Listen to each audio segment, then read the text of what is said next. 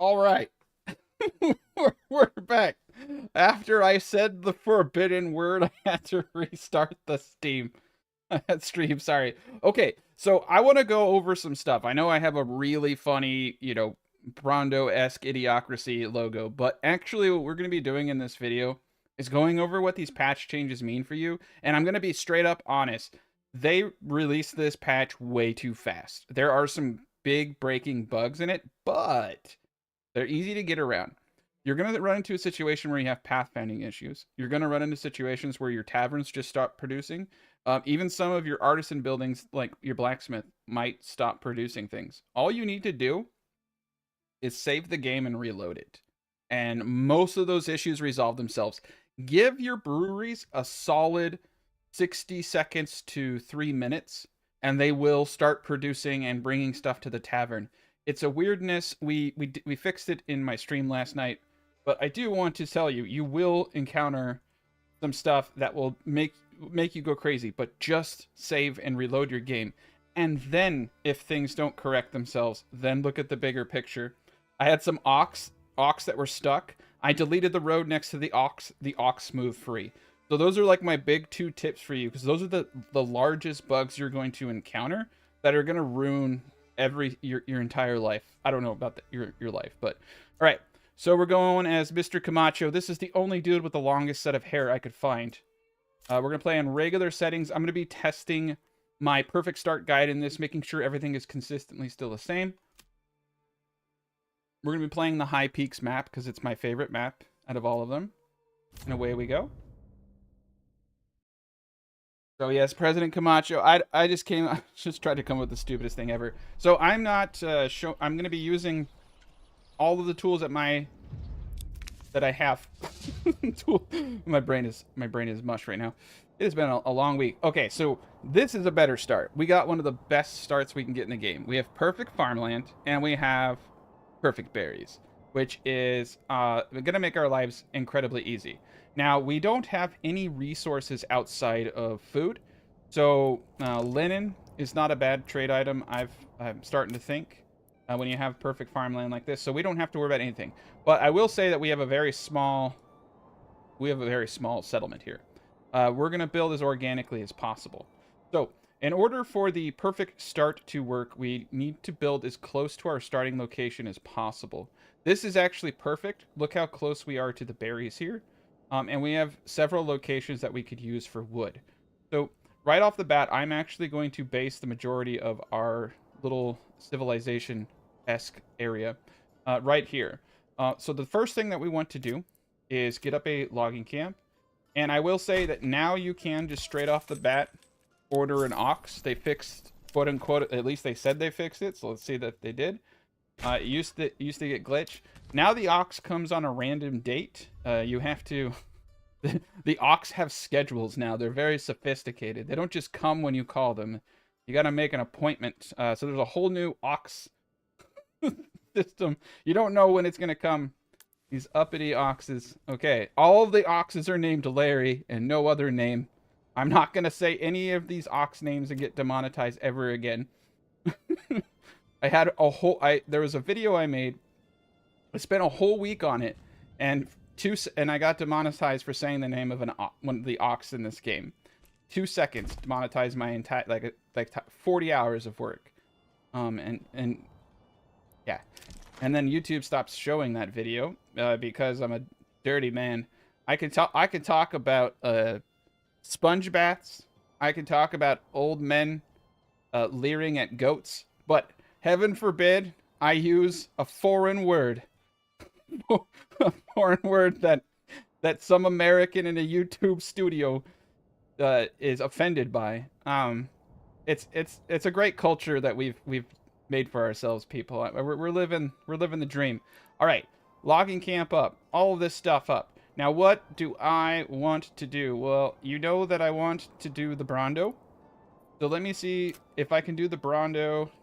It's not going to happen. We're going to have to do a Brondo if we want to stick to our gumptions here. We want to get 3 double burgage plots up immediately, like so. And so our objective is to get everybody into a house to get that 50% bonus. I know they're slowly conforming me. I have a bad mouth. I'm gonna be honest. My swearing since I started like streaming, live streaming, and editing my videos, I think my swearing has gone down by at least 90%. I swear a lot. So I just do not care. I am not a word police kind of person, so but I like money, much like the Idiocracy quote. I like money, so I'm a conformist for my greed, I suppose. But yes, people are very offended by my diction and my word choice, so it is what it is. Okay, let's get 2 people in the logging camp. The remaining people are going to go here. So the point of what you're doing here is you're trying to reduce the amount of log drag time in this setup, and we're trying to get everything up by the 1st of April. So we need to start getting everything here. We don't care about food. We don't care about their dreams, their aspirations. It's just straight, like, work. And if we can do this, we can maintain that 50%. Come on. So the ox is doing a good job. We're all having a good time. This man named... Okay, finally, one dude with a normal name. Peter. We got a Peter. I'm not even going to try. I can't... I feel like if I try to say this, I'm going to get demonetized. You know what that name is. I'm going to say it wrong. This whole game just feels like it's just like a demonetization minesweeper. It's like everyone's got like a really... Yeah, like look at that. I can't say that. Someone's going to be like, "Oh, it's close. It's too close." Larry. He's Larry. This man's Larry. Everybody's Larry. It's the only way I can not get demonetized. Okay, there we go. All right. So the ox, everything's doing great. Dude, are we gonna make it? Yeah, it's March 10th. It's March 10th. We need to get this stuff going. And so what's really gonna hurt you here is the fact that you don't have that second ox as fast as you would like. So when the ox fairy decides to come here, we will get our ox. I don't know what this is. Oh, it's just a shrine. Yeah, so I don't know where the ox is coming from now. I don't know if I need to sacrifice any of my civilians to, enhance the time it takes, but this could impact the ability of my perfect start guide to get you where you are in a kind of RNG way. Because if you get the ox, earlier, yeah. But it does also actually highlight the importance of really dialing this stuff in. Because I need this ox to move the logs, He's not there. He's not there for us. In our time of need. Where was Larry in our time of... Actually, Larry's working really hard. He's just moving all day. This poor ox. He's carrying the entire village. Oh, man. And not only that, I've given him a name that I can remember. Like, I'm so dismissive of this ox's feelings. It'd be like... Yeah, it'd be like if I called you Larry. I guess maybe I should just start calling anyone who watches my videos Larry. I can't risk the demonetization. It could bleed into the comment section, so... Yeah, I gotta use politically correct names. What's the politically correct version of a female Larry? I'm not sure. I need, Loretta? Larry and Loretta's. You're all Larrys and Loretta's. Me. Working Larry hard, yeah. Shoot, working Larry hard, I mean, that could be demonetized. Right there, man. I could be insinuating something. What do I mean by that? But someone alert YouTube. I'm using words. I'm using words and sentence structures. Oh no. I could be meaning something. I could be saying something. We better demonetize this guy. Like, I don't know what kind of advertisers are afraid of me saying that some of that stuff that I've said. It's just like, I don't know, man. Like, yeah, what are they advertising on YouTube now? What is it, like beef jerky and weight loss pills? Like, Maybe just stop eating the fucking beef jerky. You won't need the weight loss pill. I don't know what they like. I don't know what you guys see. Um, because everyone's ads are kind of like specifically targeted to them, right? All right, so we're at the 24th of March, and we got these 2 houses up. Once I get this, if I can get this built, we'll be able to get our next person on the 1st. We should hit a 50% approval, so we're gonna see if this holds true. We're in a really good spot, so I really like this area. We're going to move our animals over here. Let's do that now, actually. So if you haven't watched my videos, you can use the shrine. It doesn't remove as much trees as other buildings. If you don't place it on a tree, it won't move a tree at all. But you can move. Oh, look at that. Isn't that a beautiful thing? I probably should have... We're not going to farm patch our berries because we're not going to get anywhere near our berries. I'm gonna play risky business here. I don't know what that means. I'm gonna play risky here. I don't know why I mentioned risky business, which is I think it's a movie. I got some stuff in the back of my head coming out. It's been a long week. I am tired as a Larry. I'm tired as a Larry. Yes. Safe words. Yeah. I can't read what was just said in the live stream, but exactly. Now you can advertise Dove soap. I have made this video very friendly for families. So let me talk about.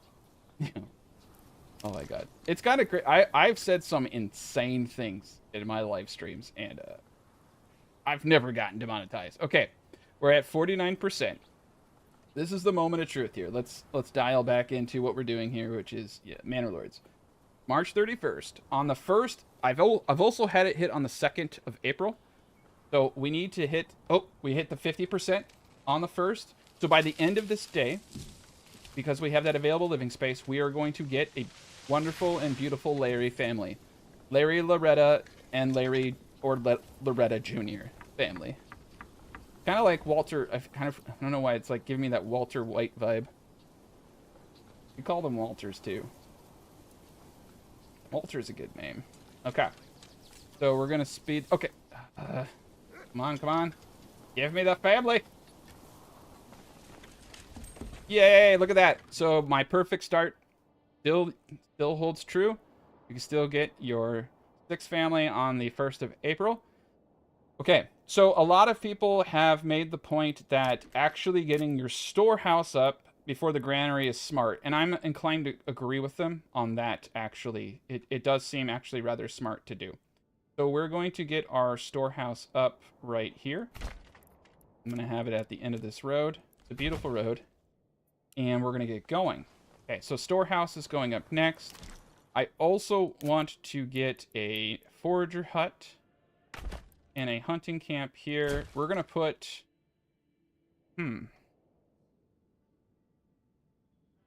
I really want to do the Brondo now. So we're going to do ourselves a Brondo. How much wood do I have? 3? That's enough. That's enough for me to... Okay, so we have to avoid hitting this stone deposit. Because I'd prefer to have my granary centrally located. So it's Brondo time, which is a lot like the Mighty Morphin Power Rangers, but that much sadder and nothing like the Power Rangers at the same time. And so you can see that I am a dork, and I did not line up my stuff. And oh, I did line it up. It's a little off, so we might. Okay, we're gonna have to go a little bit to the right. Sometimes it's actually better, in my opinion, to start with your far point first. Wherever you have a weird contortion like this, it's kind of best to start with that edge. So this is the weird part. Let's zoom out. Let's make sure we're straight with our corners. Here's our corners here. And let's build our shapes. Perfect. Okay. So some people ask me, how do I spin my guys? I move really slow, but I do have a mouse where I can control mouse movement speeds. I have a really nice mouse. So I don't know what kind of mouse you have that could be impacting. So we don't want to go too tall. I think that this is... Oof. I did not mean to click, but that actually is where I wanted to put it. So we're gonna go 5 by 5. Oh no. Okay. This is the best place to do all this stuff, and my stone is in the way. So I'm in a position where I could say I don't care, which is a pretty pretty correct. But let's just pretend that it's a beautiful little thing. And what we can do is just leave some of this stuff here. I'm gonna pretend that it's there for now. We can fix it later. It doesn't need to be totally perfect. Let's see how good I am at my own design. Let's see. Okay, perfect. Look at that. That's perfect. And we're gonna be able to use the back of these houses there. Okay, so it's gonna be a little weird, Brondo. You know, there's nothing wrong with it. Then we're gonna remove the corpse pit in the center. So someone had so this is a new one for me. Someone had we don't have boards, right? So we can't do a windmill. Man, I need to know your guys' names, but the hitching post can be used too. You just have to do bigger circles. So it's not a bad one if you want. It's just gonna take a little bit longer. But look how much easier the circle is on this bad boy. Actually, yeah, it's kind of easier. So there we go. We got our first windmill, and then we'll need to go one more. It's a beautiful circle. I'm not gonna pretend that it's not. It's entrancing. Everybody loves it. Okay. So what we're gonna do over here is mark where the road should start. I'm just gonna leave this here as a relic. And then once I get all the stone, we'll build the fourth Brondo here. So we're gonna be a little handicapped. That's okay. We're making circles. We're making shapes today. Hit your roads. Hit Alt. Get rid of the inner road. And this is we're not gonna do a flexo because a flexo is just really big. I want to try something else with honey for this map. I want to kind of see if I can, my last playthrough yesterday, honey became a pretty large part of our trade. And I think I can actually eye this. I'm pretty good at this stuff now. Yeah, there we go. Perfect. Wonderful.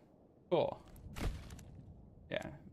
Oh yeah, wait. We want to wait because we need to do the circle for the market and the market stalls. All right, so we're just gonna make some circles. Yeah, this is the Brondo. The Brondo is amazing. We actually don't need too many market stalls because we're just gonna probably be doing, well, I kind of think I can incorporate a lot of the food over here. This is an amazing circle.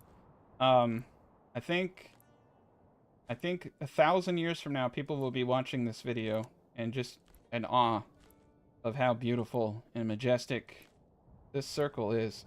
Oh my god. Gorgeous. This is probably the ugliest circle I've ever made in my life. You can use the curvature tool and you can pull it into a point where it's passable. This is a passable circle. Like if you were to spin around really fast and then look at it, you'd be like, that's a circle. But if you look closely, you would be disappointed. And you would realize that it's a very bad circle. But I think we're good. It's good enough. All right, this is the Brondo. I like the Brondo. It's stupid overpowered for what you need. I mean, the plots on this thing are 1 Morgan each. Whereas the Flexo has 8.8. So like you're getting a lot more out of your family, but it takes up it's small and it's big. For me, I think it's perfect for what you need to do. So it's got what plants crave, exactly. So let's get the granary here. Let's get our market stall location here with 11. That's pretty cool. Yeah, we can, and look how close we are to all of our food groups. So hunting camp should go, honestly, like literally right at the end of all of this. So let's get a hunting camp up. the forager. Okay. I lied. I lied. So another tool someone taught me is use the forager hut in order to highlight all the berries. So we can see all the berry bushes here. So we don't want to put this in the circle, right? And I want to get these dudes as close as possible. I'm going to want, on a rich, I'm going to want 4 of these bad boys. I'm also going to want prime real estate access. So let me actually redo this. I think what we're going to do is let's do a road around this so I don't have to keep trying to figure out where the hell it is. Like that. Oh god, did I do something stupid? Tell me I didn't do anything. Okay, I thought I got a berry. Alright. So this to me is a good spot. Alright, cool. And then we have a place behind here to put 4 more. There we go. So that is a prime berry action right there. Just slanty road like that. Everything is good. Yeah, there we go. Good little connectors. Okay, so let us build our first rondo. So you can go in a lot of different ways to do this. All of them are correct unless they suck. But look how clean that is. If it doesn't suck, you're doing it right. That's my motto. So let's get this show on the road. We got 2 foragers. We got everybody going. We need to get another house up. And I got greedy with the forager hut. So we're going to pop one out. So I have that 1 timber. I think we're in good shape. I'm going to put 3 people into the logging camp for now. I'm actually just going to, out of abundance of caution, limit the work area. Just because I'm afraid of them just getting ideas. They get ideas in this game and they go off and do things like cut down bushes. The mini Brond? Yeah, a mini Brondo. I guess I could. All right, we're running out of food, which is not good. Because apparently they use food, they eat it. And you know, those are things you need to know. All right, we have both ox now. What's his name? What is the name of this? Oh my god. Okay, wait. We have one I can say. Is it Ditz the ox? No, it's Hans. Okay. All right. I guess Hans and Larry are buddies. Summer's coming soon. Yeah, there is a technique that you can use with F and G to make circular roads.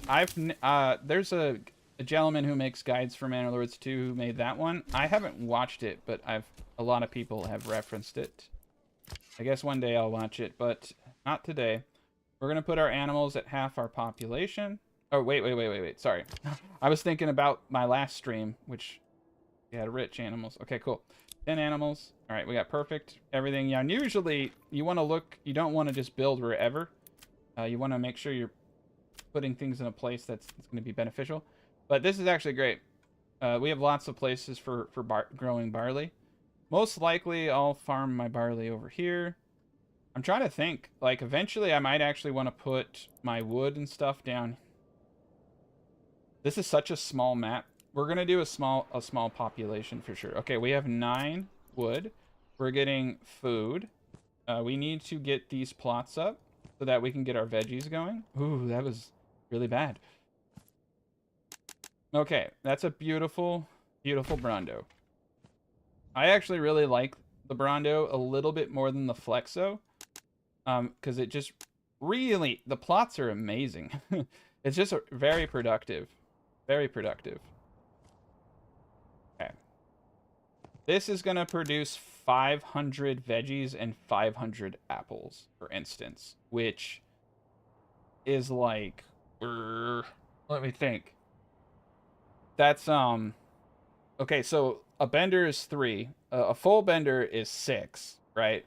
So this is 8. So it's like 3 benders so it's like having 6 benders, but this like only 4 plots. Perfect. Look at that. Okay, so I want to get this stone out of the way. Let's get this show on the road. Let's get this there. Perfect. We got our little Pokeball Death Star looking thing up now. We need to get this up ASAP. We're probably going to miss out on our other person because I wanted it to be pretty. But it's okay. We're going to be the prettiest boy at the ball. Let's get this show on the road. Get 2 forager huts up. The reason I do multiple forager huts is because of the pantry size. Pantry size is 50, and I got to get these berries like a hungry hippo. So the more foragers you have, the more berries you can put into your pantry.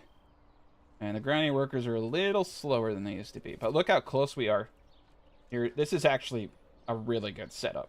And if I want, I don't have to put... Like, honestly, I do not have to put apiaries around here. It's way more efficient. But I could just have a designated granary with a bunch of apiaries, which is kind of actually what I'm thinking about doing. And we can build multiple hitching posts.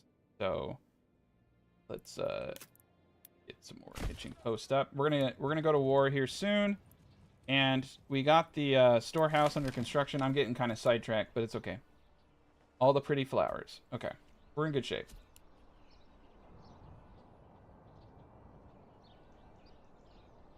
All right, hunting camp's doing his job. Yeah, even honestly, industry over here would make a whole lot of sense for leather. But they got a really, once this road gets up here, they got a really good network of roads. It's another reason why I like the Brondo, is it's a good little interjunction area for the moving between regions. Very easy to get to any point. All right, get that veggie filled up. Look at that, 1 full Morgan. When you get 4 families, you need to, like, to really appreciate how close it is to the house, you need to zoom in. So this is really all pulled in close to the 2 houses. And they will farm from both houses, and they will move goods into both houses. So realistically, this is 1 farm, and realistically, this is another farm once you have the second house up. All right, we're going to do alternating sides. There we go. Beautiful. Everything is grand. Oh, we're just going to pull the road in. We'll lose a little. These are 1.1 Morgans. You got a lot of wiggle room. All right. So I need to get 5. I need to get 5 shacks up, which we got. We got our first point. So we're going to put our first point straight into orchards. Now we just want to get our population up. So I have 2 free spots. So I'm going to upgrade 1. Make sure that you don't like expand both living facilities. Even if you have time, I've had them take way too long to build stuff, especially when I have so much procced. And we got the storehouse up, and I want to get someone in there immediately to get the... I should have done that much earlier. I got sidetracked. I want to get someone in there immediately. I don't care about the bread or any of that junk, because we're at 50%. But I do want to get the tools off the ground. So. Yeah, I know we're running out of fuel. We're running out of food. What is it Camacho says? I need to remember what Camacho says. Anyway. Yeah. We're running out of food. The dust. Yeah, we had the Dust Bowl and all that shit. Oh, man. It's a good movie. It's an interesting time to be alive. Perfect. We got 7 families now. Okay. Yeah, we'll eventually get therapy chickens for everybody. I'm a big fan of the chickens. Look how close they are to the granary, too.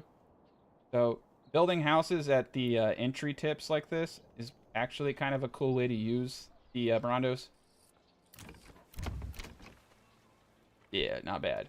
I've also gotten in the habit of building double burgage plots, but not expanding them for my workers. That way, if I want to, I have the option. You just don't click the button. All right, let's speed this bad boy up. And trying to think what I want to do here. I think I'm going to get a granary worker. I know we can't build anything. I'm going to think. We're going to pull this down to 1 in the logging camp. We're also going to start building out our saw pit right next to the logging camp and the storehouse. And we're going to get a woodcutter's lodge, I think, right over here. I think that's a nice spot for it. And I'm going to get like kind of a weirdness going on here, but it's going to be okay. There we go. We don't need it yet, but we're gonna actually probably move the logging camp. I don't know.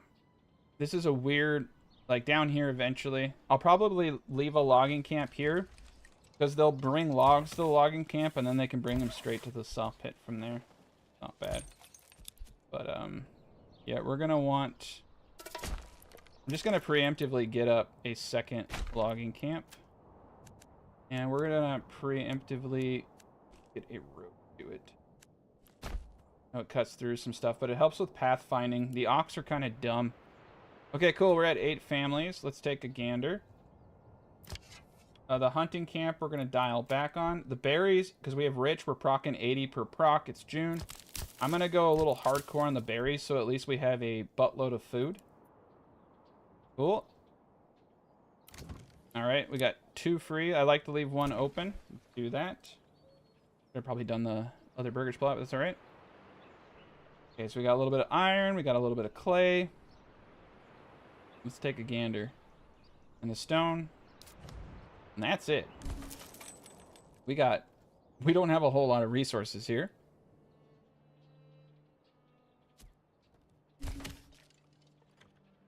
Okay.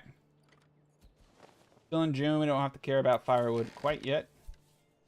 Get 1 dude in the saw pit. We're going to get the church up next. Timber, we're going to set a timber limit of 6.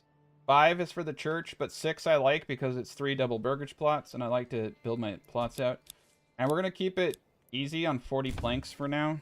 I do want them to make planks, but I don't want them to make a whole, like, freaking lot of planks. There we go. Oh, yeah, you're right. I don't have the interconnected road. That's fine. This is honestly good enough, because if they want to go around, they can go around there.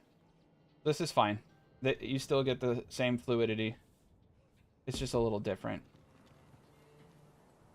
They'll figure it out. They're growing, boys. Okay. Logging camp, hitching post. There we go. Let's get another hitching post down here. Once we hit 20 people, we got 1 more family that needs to move in. We're gonna hit the bandit camp, and we're gonna make some money. I do also want to start getting up at least 1 burgage plot to make bows. I'm going to put that guy right here. Yeah, a single burgage plot. I'm going to forgo the double burgage plot thing. That guy's just going to make bows right there. Get the bow production going ASAP. So we are going to need water to go to tier 2. And look at that. That's a nice little spot for a well right there. Everybody can get to. Oh, man. Okay. You can get a well. Oh, we can. Heck yeah. Okay, let's get the well up. And I'll put the market stalls up. That's probably gonna hurt me, but it was worth it. I would do it again. Yeah, I'm gonna wait for them to move everything. Get that firewood out of the way. Cool.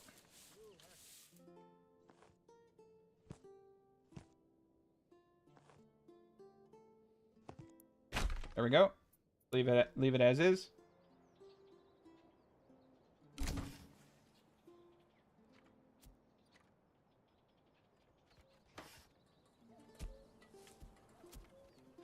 Perfect. But yeah, we're doing good. Let's slow this down for a second.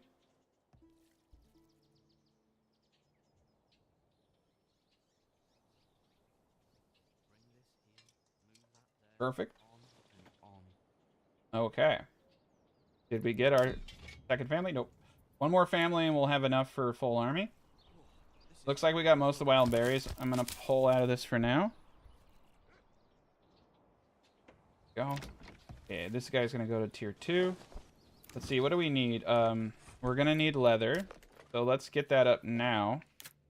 Next to the storehouse, preferably. There we go. What else do I want to get up preemptively? I think we should probably get the stone cutter up. Get that right here. And let's slap... Oh, yeah, we need boards. All right, yeah, clay, iron. Well, it's good to get this stuff up kind of preemptively so when you're ready to expand, you don't have to do it. All right, I have 4 free families. We have 1 individual in the granary. I do not want to spend that stone. We have enough now for the church, so we need to get some Jesus here. I think Jesus is happy right about here. Oh, I actually want to put the trade post right here. Even though you can put the trade post anywhere, I've noticed that when you have a big road and nothing around it, the trade post just seems to do, I don't know if it's anecdotal, it just seems to do better. It feels like it does. I'm gonna put the church right here. They can walk. They can all walk for Jesus if they want. They need the exercise. They have my peasants are on a berry meat diet. Like it's a pretty hardcore diet. They need to expel some energy. All right, August. Let's start getting firewood. Let's put one individual into the camp down here. I like to set my stuff all the time. I'm not going to do any of my old tricks. I'm just going to control the areas I allow them to go. Not too worried about the woodcutters, to be honest, but again, controlling all variables does seem to be the smart path. Getting wood around this area seems unnecessary to me now, so let's pop him out and put him down here. Perfect. All right, and I believe we just got that family, so let's go get some money. Animals are coming back up. Let's get a person in the tannery. Storehouse, let's make that huge. Let's also dial in the, well, I'm kind of two minds here, because if the firewood is stored here, it's a little bit easier for these guys to get, but theoretically speaking, most of my stuff's over here anyway. So yeah, let's dial in markets too.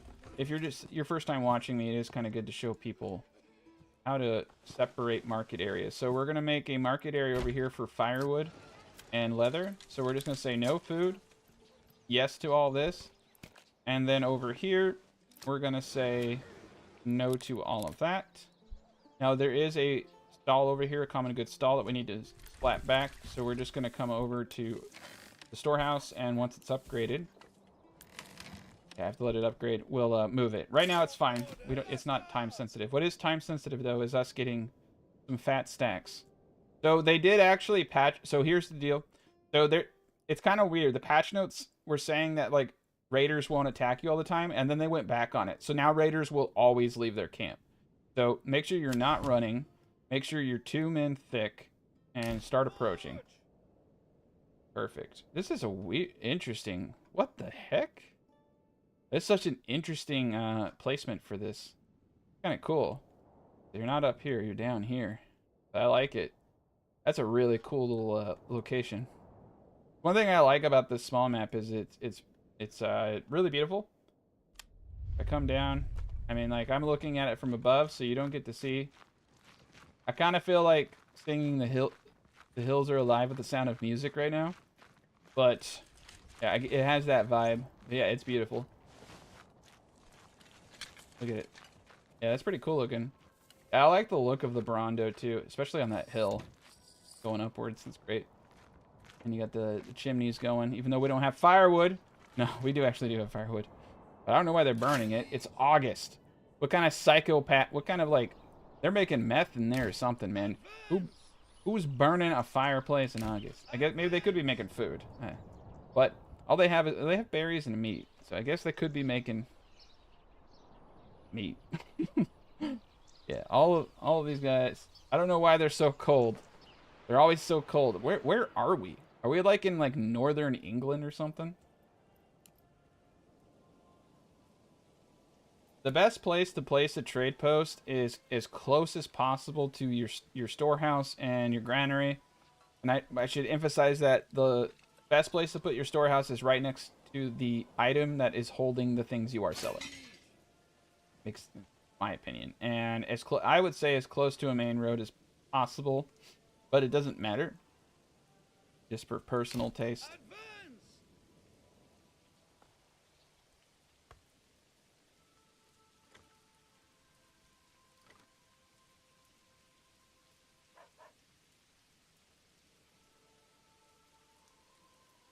All right. Okay. So church is going up. I want to start getting stone so I can upgrade the granary. We have one individual doing his thing. And we have one individual in the woodcutter. Which honestly should be enough. We should be fine. 11 months worth of food. We'll start getting veggies, and we're going to get apples once I can steal this money. Man, look at that. A rich animal, a rich fish. This map seems to favor farming and rich foods, at least this spawn. It's an interesting one. Alright, yeah, once you get formation, you can just right-click. But, you know, they're taking their sweet time. Alright, here they come. Oh, crap. I'm going to back up a bit. I want them to not get the... Yeah, okay, here we go. Cool. You're in the trees, you get a negative cohesion bonus. Actually, they're going to get a charge bonus. So we're going to go stand your ground. I'm downhill, so when they start charging, they're going to get a bonus. I actually might lose a person. I shouldn't have been downhill. So I messed up. But if I move now, it'll be even worse, so... Yeah, they got a nice little charge bonus off that. Let's push forward. Flap them up. Alright, we're doing the Lord's work. And thankfully we didn't lose anybody. Okay, let's go get some money. Now I'm going to let them run. Typically there's a second bandit camp up by now.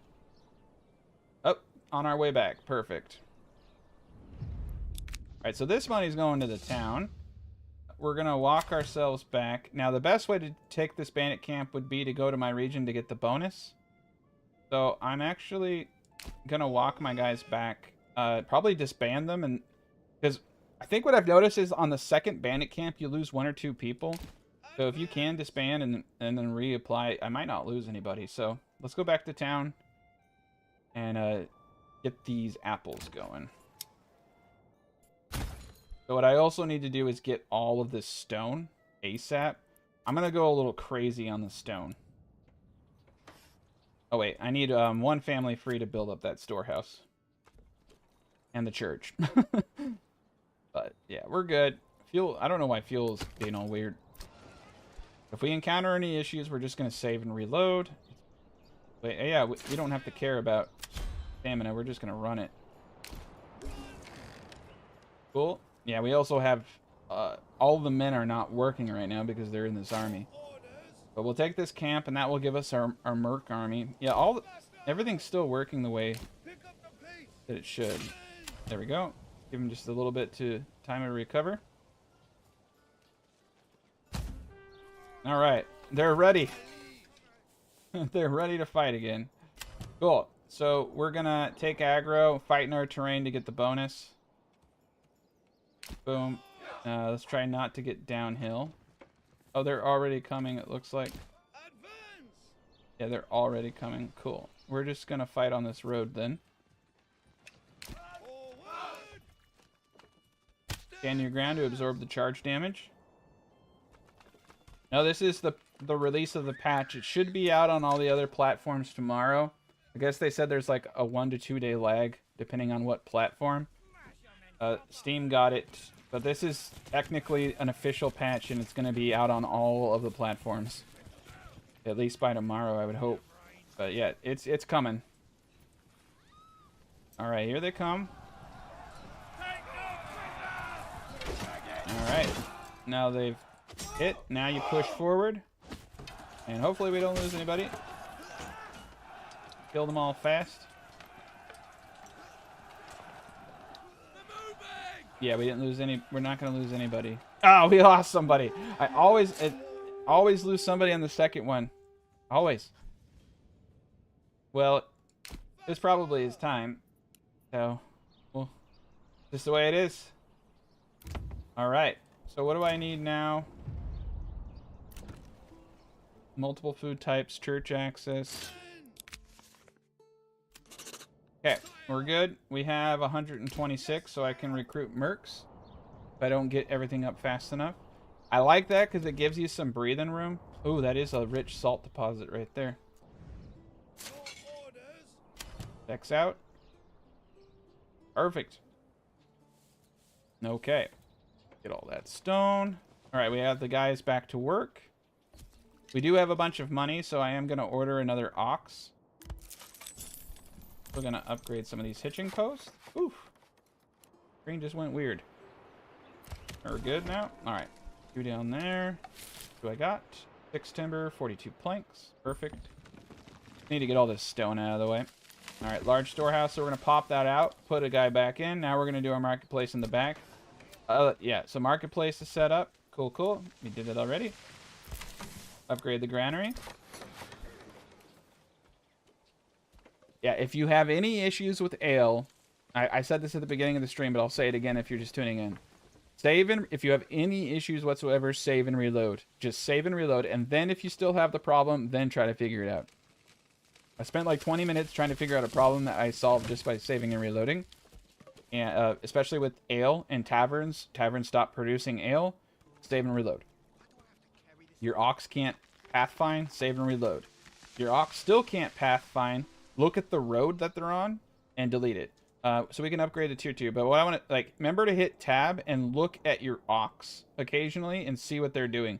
Because sometimes an ox can get stuck on the sides of stuff.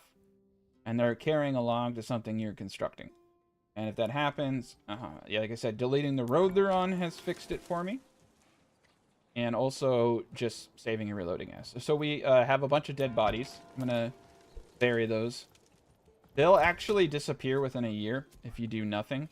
We're going to keep this logging camp here to store timber, which can be put into my saw pit.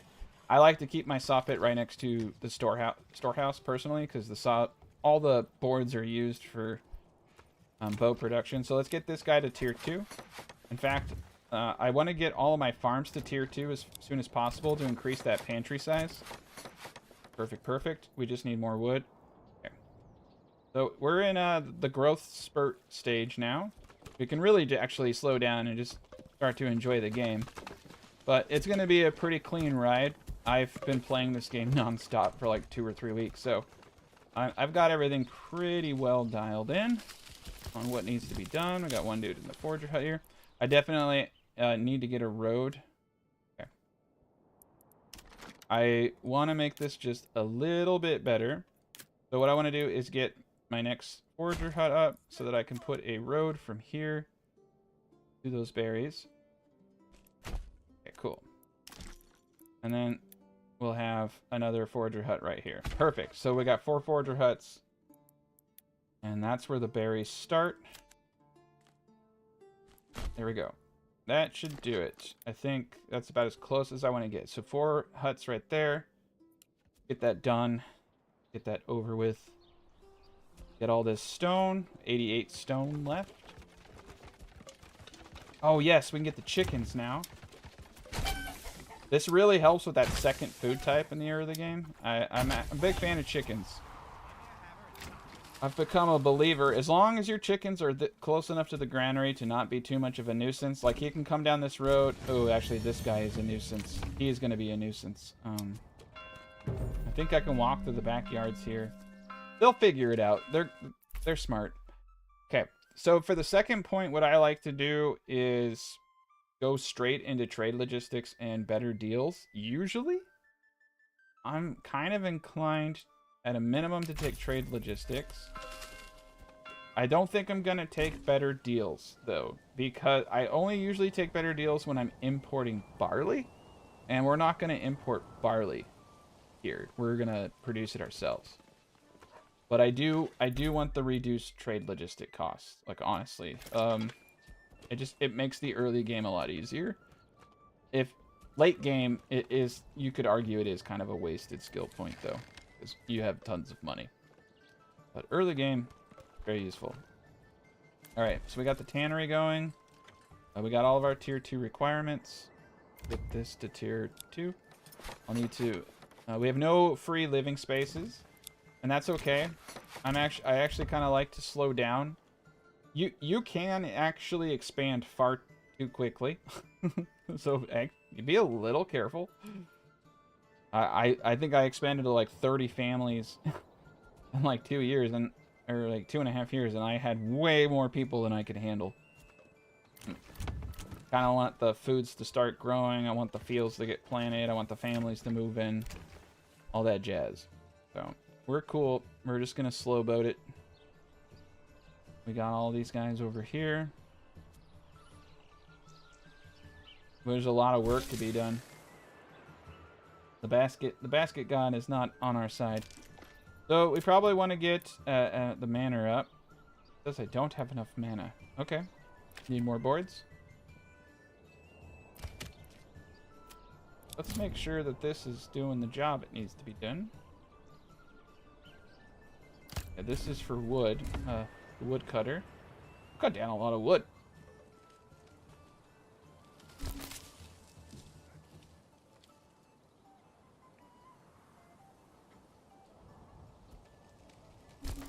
How do I not get bored? I don't know. I just don't. There's nothing fancy going on. All right, let's just get the boiler up. Do it. Expand the living space here. We're gonna start to get a few more families. All right, we got 10 more stone to pick up. I think we're gonna need a... No. Yeah, one is good for now. Well, we need 3 food types. We're gonna have to get another grounding worker up here pretty soon. We don't have the food types yet, but we will. And I have 148. So the next thing I also want to get up is my trade post, which I want to put right here. I know it's a little off heel, but ideally you would want it as close as possible. But there's something about the King's Road. I just feel like it does a better job. Get this up.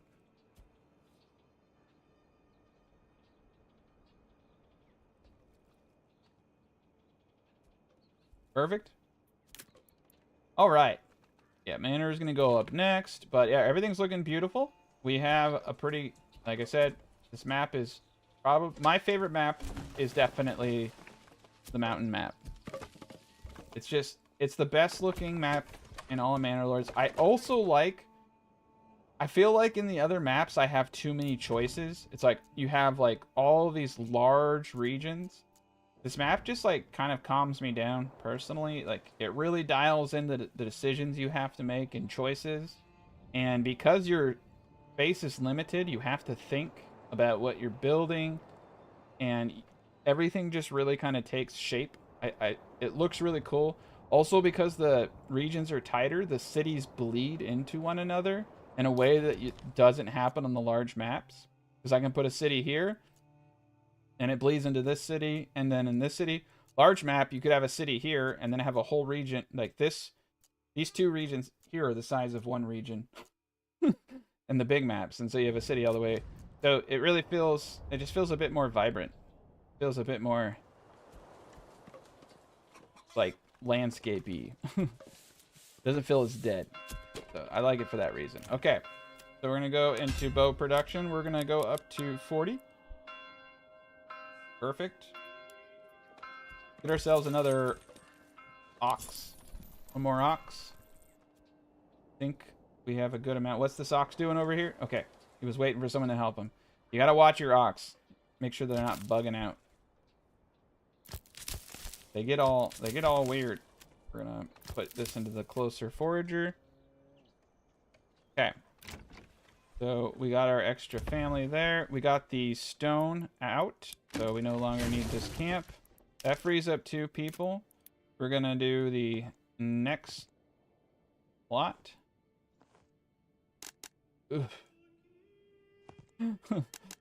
Visible disappointment, yeah. Alright, we'll go the other way. Yeah. It's pulling down that 4th point. I think that's what's doing it. I've noticed when you pull the 4th point this direction. Let me show you guys. I noticed when I was not playing around with roads that, like, watch this. If I go 1, 2, 3, right? And I pull this way, it really starts to stretch those plot points out. Like, see that? See how thin that is? Whereas if I do this, right, the point's there. So pull that 4th point. The 4th point, the more you can pull it, I've noticed the tighter this stuff gets, and I think that's the way that we should think about getting the best we can. There we go. That's really good. Perfect. It actually becomes more apparent when, like I said, you're just tracing in the snow. I'll play around with that someday when I have some free time. Right now, Manor Lords is so hot that I'm just playing it as much as I possibly can. But when I get some downtime and people stop watching my videos, I'm gonna dig into some of the things that I've discovered and see if I can use that to make something even crazier. But it's every time I feel like I'm running out of ideas, I get an idea. But right now, I feel like I'm running out of, like, I came up with this, and then I came up with a Flexo after some people in Discord talked to me about putting honey in it, and then I found a design that I could do that would make it work. And I mean, I created the design. The concepts were given to me for the honey, but I mean, I made it. I did my own thing. But I don't know, because like when right now you can see that I've incorporated berries, some meat. If I were to put honey in the middle, like, you'd have 5 food groups all incorporated into a single localized granary, which is pretty powerful. They are going to add cav. Cav is going to be in the game. That is something that they have promised.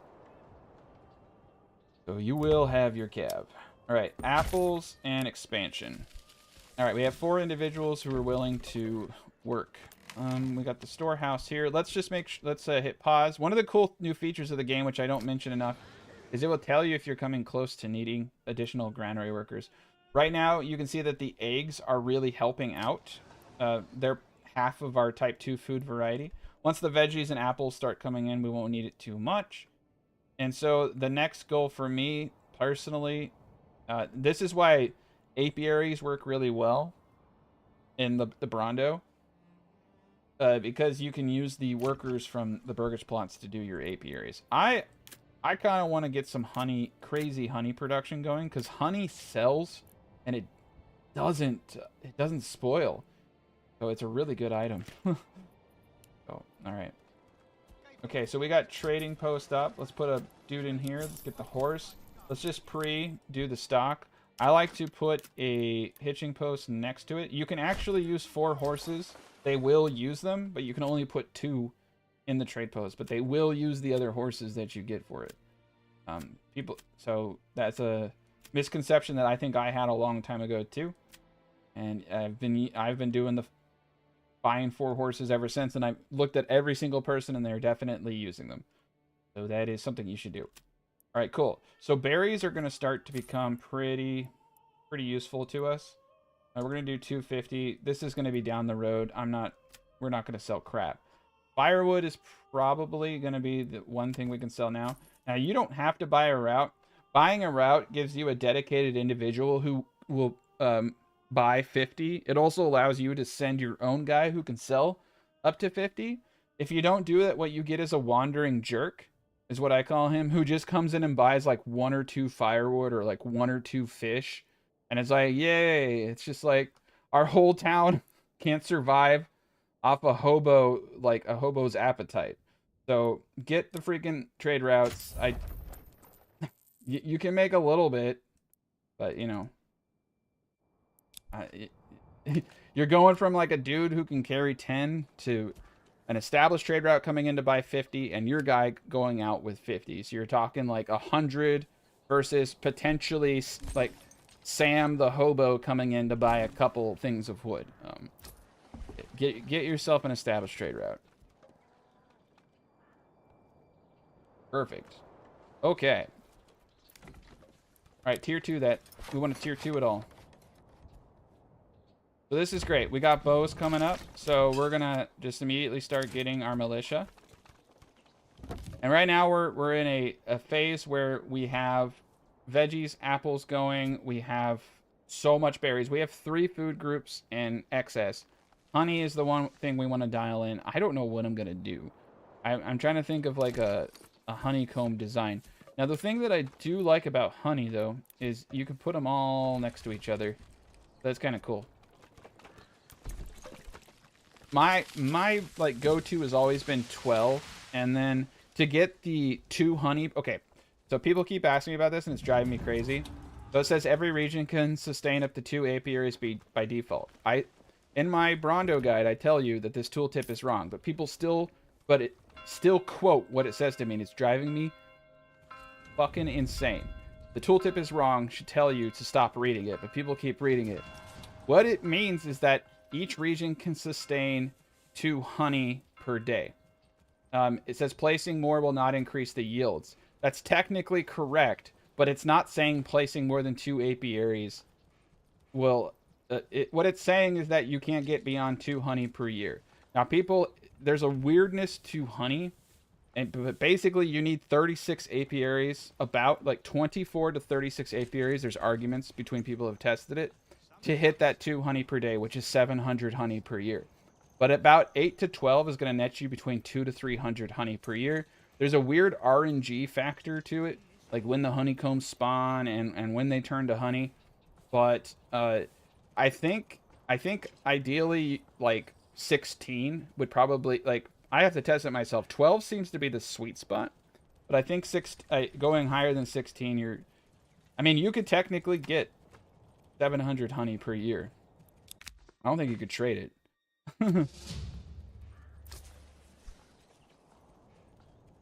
Yeah. Bilbo Baggins and Samwise Gamgee gonna come and buy 1 log, and it's gonna bankroll the whole city. I can't stress enough how powerful trade routes are. They're really, really powerful. All right, cool. So we have all the veggies and apples this entire town is gonna need right here. I could easily do my apiaries over here with another granary. It would have definitely been ideal to get all of that stuff in here. But one idea I had was if I could push, like, one idea that I have is like pushing this out and then lining this side with apiaries, you know what I'm saying? Like, if I could push this out one more, I would just need a really simple measure. I would need, let me see. So an apiary is about 2 of these. So pause real quick. That's about a corpse pit. Yeah, that's a perfect corpse pit. So if why would that wouldn't be hard at all. If I went out one more, but that just becomes the flexo. But a different kind of flexo. A circle, yeah, holy shit. I could do 16 apiaries. I think I just came up with a new design. All right, well, I'll have to put that to pen and paper. I got a new design.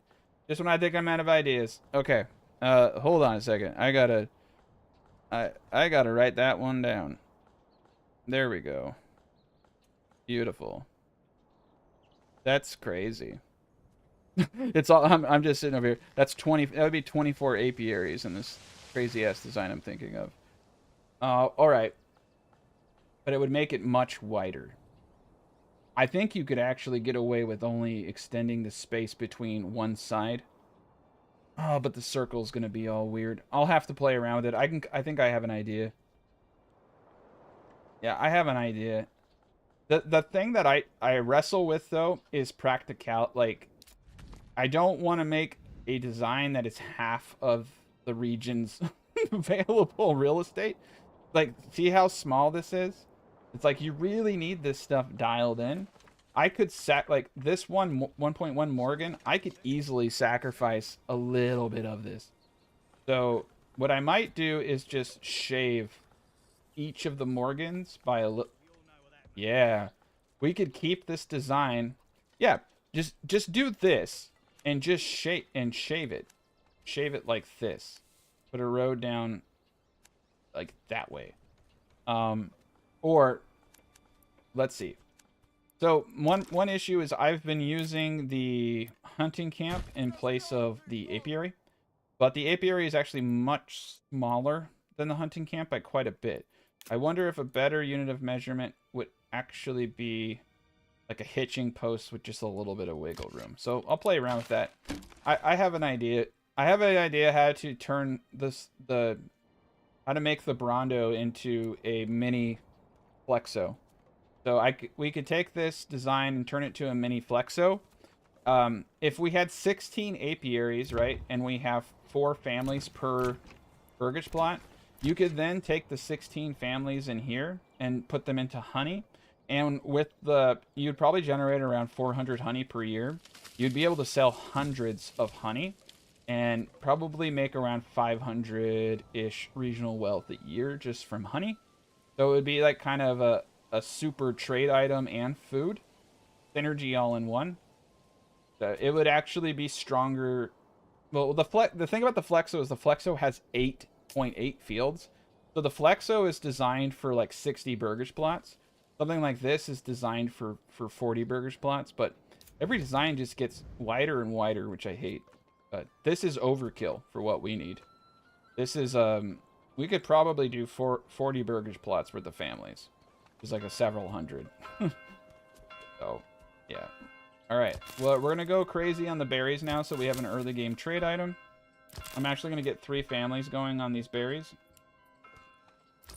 The trade post is going. We're selling firewood. I'm going to get another horse just because I can. We're out of stable space, so let's get a couple more hitching posts up. I actually have a couple, yeah, I have a couple of design. I have 2 different ideas now for some designs. Now that I'm realizing I could, instead of making it bigger, I can just organize it differently. But they seem to be doing pretty good. So the well, upgraded well now does 50 instead of 30. I still think they should just make it give an approval bonus, but they're doing their thing. All right, let's get the manor up. So where do I want to put my manor? I am a manor lord. I think I'm going to put my manor right behind the church. I want to show my dominance. I'm going to make, yeah, this is such a weird map. Okay. Okay. It was kind of cool is you can actually gate these, but when you gate the roads, the traders sometimes bump their heads into it. Okay, this is going to be a weird castle. I don't even care. It's going to be beautiful. We're all going to be happy. Let's get this up so we can get some taxes going. We have all the stone that we need. Plenty of wood. Let's keep this going. And sometimes you get these fences across the road, which I don't like. And I don't know if that impacts pathfinding. Alright. And then this common stall is abandoned. We're just going to destroy it. Okay, cool. We're going to need another food stall for sure. Now that we have multiple food types and we're getting into high burgage plots. We have 8. I want to get some houses going. So I do like this over here. I think this is actually a preferred area for a lot of burgagery. I don't know what the plural of burgage plots is. I'm going to say I don't know. Let's, where do I want to put these guys? I like this. I like the houses facing this way. The house on the corner right there just sucks, though, too much. Ugh. Yeah. All right. We're gonna not do that. There we go. Oh, there we go. All right. Double burgage plots. I'm gonna do 2 of them. They're gonna be a little wonky. I kind of like them being wonky-ish. I think it adds to the aesthetic. I don't want to do anything that can't have a backyard extension, so we'll probably just do more hitching posts here. Upgrade these to small stables. Get that room in. How much do I have right now? At a 12. Perfect. Let's get ourselves another ox. We have tier 2 homes, so we are bringing in passive wealth. We have enough to fight banditos. So what we really need right now is just more bodies. And so we're slowly building up our food. So lots of berries. We're going to be able to harvest 880 berries per year because we get 80 per 11 ticks in growing season. If I get enough families. So we'll be selling berries for sure. Oof. The one thing, though, another reason that actually pulling the road to the side would help is sometimes people get stuck in between these areas. Right now, these are clean, but if any of these were not clean, yeah, I think I actually have a really good idea for design. Burgages? I don't know. Why is it burgages, though? Why not, like, burgachai? Like cacti. Burgachai. Something crazy. Alright, yeah, I think I have a pretty good idea for a design now. But what I need to do at the time being is figure out what I'm going to put this honey, because we're going to want a granary in it. That's why it's so nice having everything around your granary. This granary is going to get full of apples and vegetables and berries, though. That we're going to have, well, yeah. Just those alone is going to fill this thing. So I guess I am actually going to need another granary. And we probably should just put the chicken eggs in there, too. Alright, we got policies. And we got a lot of farmland, so we can do bread. We can do a lot of food and a lot of things. So, yeah. The next thing I want to do is I want to get it. I want to get apiaries up so I can start designing the next area. And we can start making our houses. Because this is actually a pretty good spot for houses right here. Look at this whole area.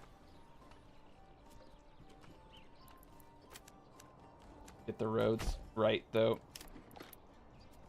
I'm liking this whole area here. I am a little weary, though, of putting anything across the street from the trade post. Just because of all the weirdness that I've seen. Abundance of caution, I'm gonna create a little barrier.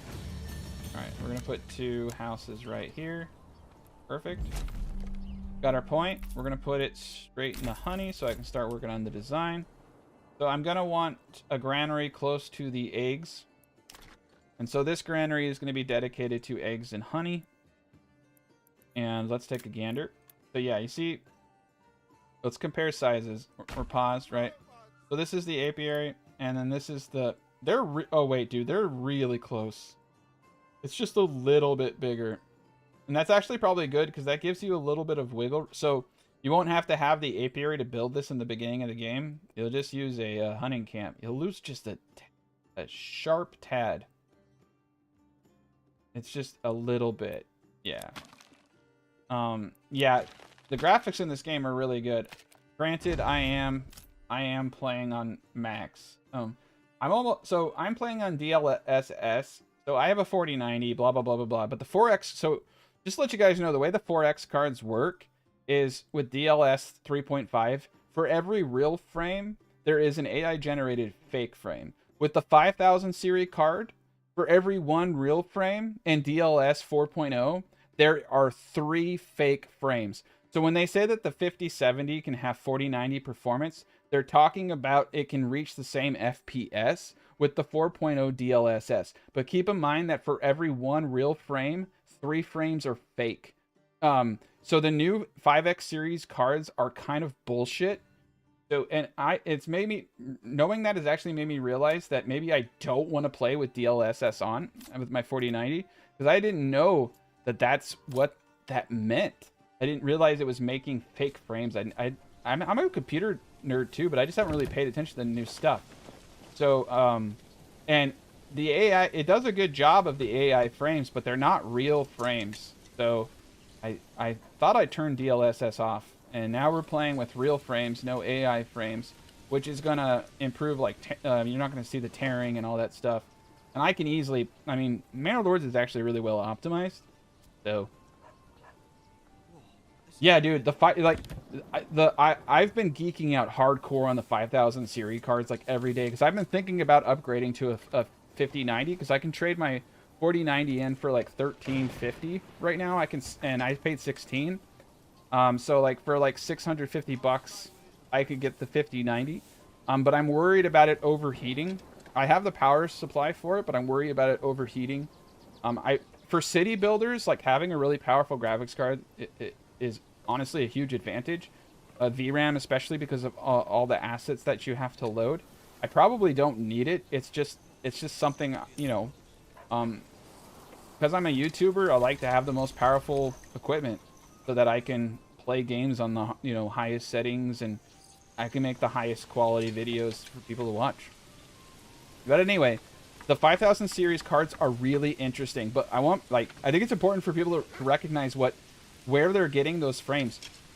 With DLSS 4.0 turned off, the difference between a 4090 and a 5090 playing, what is it, Cyberpunk 77, the 4090 at 4K, like max graphics, gets 20 FPS, and the 5090 gets 26 FPS.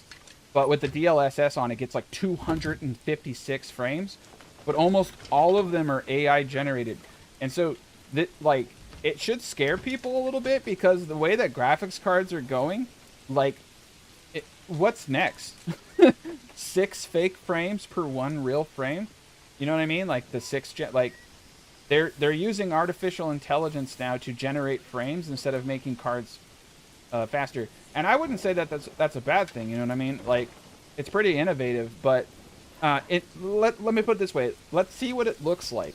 Let's see what if the eye can tell. I think people care more about I think most people are going to be more interested in Manor Lords running at 60 FPS than it looking like 10% better and running at 5 frames per second, right? So it's really interesting. It's something to be aware of, like with the future graphics cards and like what that stuff means. Yeah. But currently, the 4000 series cards, when you're in 3.5 DLSS, you're generating 1 AI frame per 1 real frame. So, really interesting stuff. And that's how it creates extra frames per second.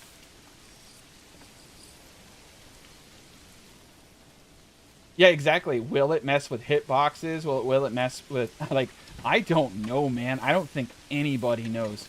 But what's crazy about the 5000 series cards, dude, is like the 5090 has a power draw of what is it, like 570-ish, right? My 4090 was like, I had a 1000 watt power supply. But they gave me an overclock edition. I bought a 4090 and they gave me an overclock edition for free. But it wasn't designed for my power supply, because my power supply only could go up to 450 watts, and it was spiking occasionally all the way up to like 500 watts. So it was just turning my computer off. So now I have an Asus TUF 1200 watt with a 600 watt power cable that goes straight into my graphics card. But my question is, like, that's the problem that I had, is that my graphics, and it has the new safety feature that the new cards have these like crazy power surges, and it's rated to take care of that shit. So it should work with the 5090, but they're talking about having to have 2 power cords for the, like, remember when the 4090s first came out, all the power cables were melting? So like, my concern with these 5090s is I think that they're going to have power spikes well in excess of the 600 watts that all of our PSUs are built for, just based on my own experience, because my card can spike up to 500 and it's rated for 450, and I don't have it overclocked at all.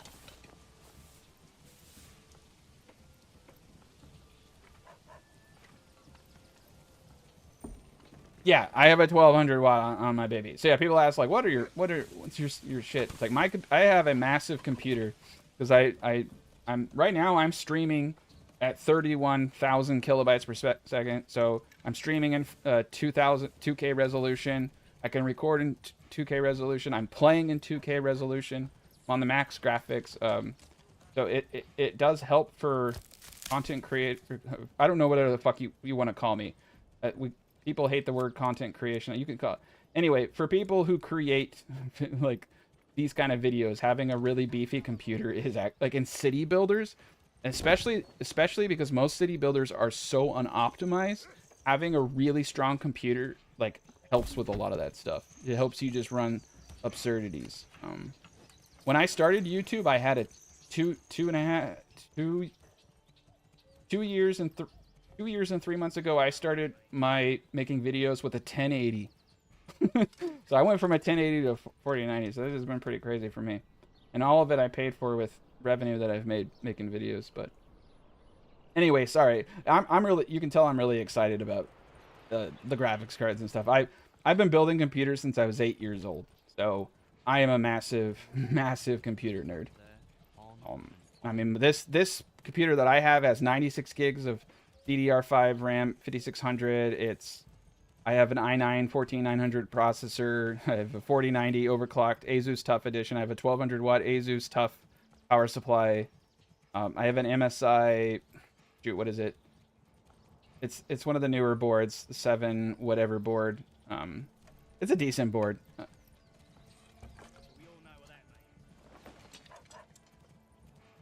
But yeah, anyway, what I'm getting at is like, if you look at the recommended power settings for this game, they're actually fairly low.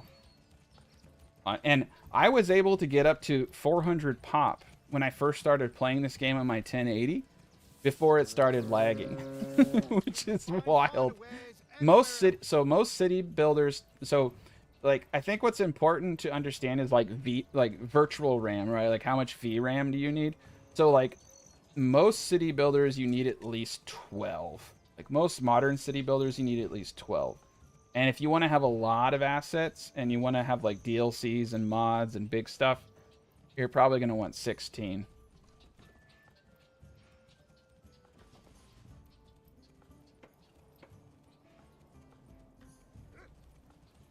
I remember Windows 95. I think Windows 95 was when I got my first computer. I can't remember. I remember playing games on floppy disks. I was born in the late 80s, so. Okay, here we go. All right, let's speed this up. Sorry. Yeah, I've like every day I've just been reading news. I'm so intrigued about this 3 fake frames per every real frame. It's kind of like, it is scary because it's like, what are they gonna do to games, man? Like, what does that mean for the future of gaming? When, like, are we gonna get to the point where like you have 16 fake frames per real, like, you know, like when you watch AI videos and stuff, like, what? I don't know. My mind goes to the deep end. Is like, would that mean that like people could experience a game differently? Like if AI is interpreting like what it thinks is supposed to happen. It's just like, oh man, I don't know. It's probably not that crazy. I'm probably just taking it too far, but I thought 1 per 1 frame generation was probably enough, and to go, yeah, 3 fake frames per 1 real frame that's crazy. Crazy to me. All right, we need to get a burgage plot up for Boots. So I think I'm gonna get him up. I think we're gonna move some of these hitching posts over here. Perfect.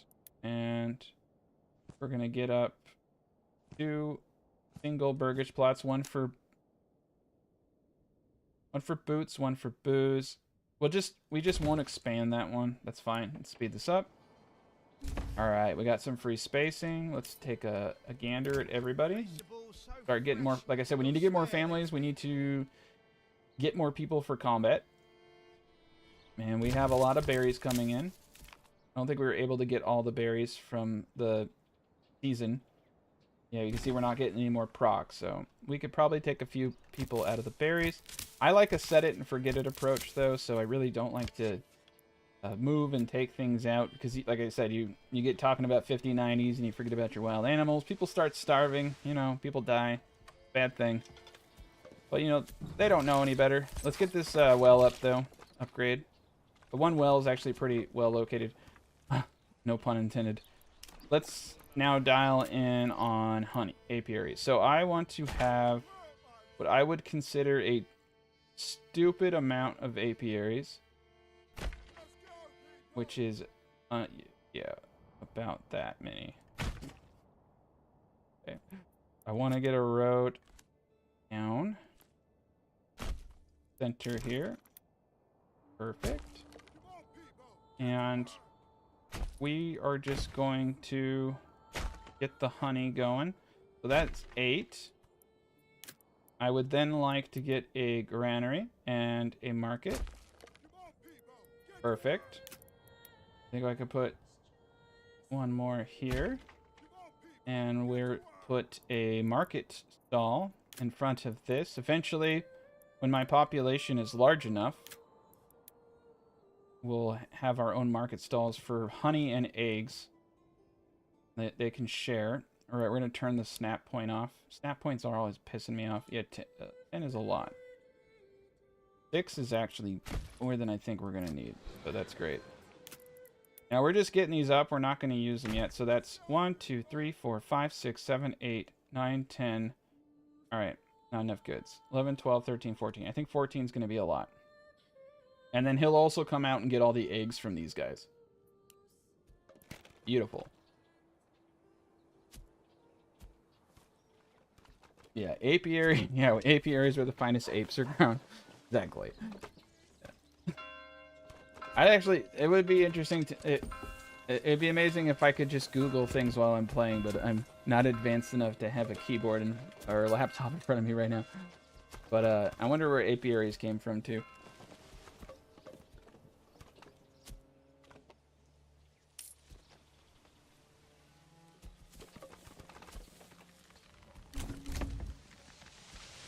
I found that one family is more than enough for hunting camps, or unless you have rich wild animals, and then that would depend on if you have the then you need about 2, and that would also depend if you have the policy to double, and that would also depend on a couple other things too.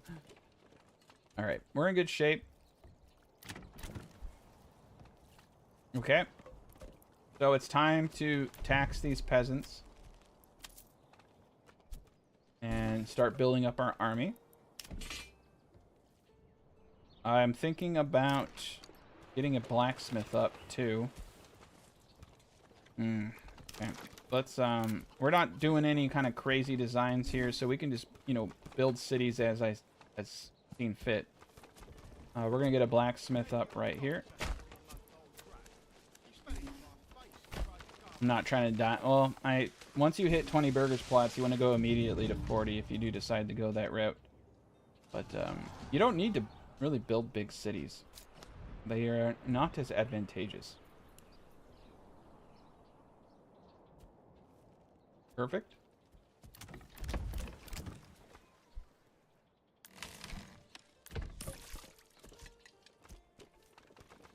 Perfect. Okay. Chicken time.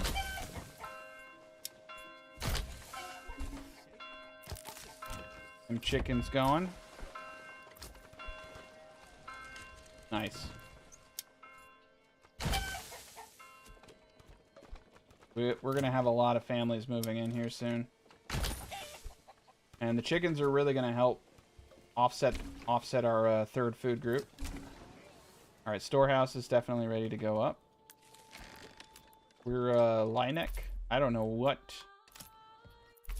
I always hate when it does that. I'm gonna call this place Shmeh. I just need a name that doesn't sound normal. Shmeh is easy. Alright, tier 3 is next. Yeah, I want to get a blacksmith. I want to start mining clay. And I want to start mining the ore.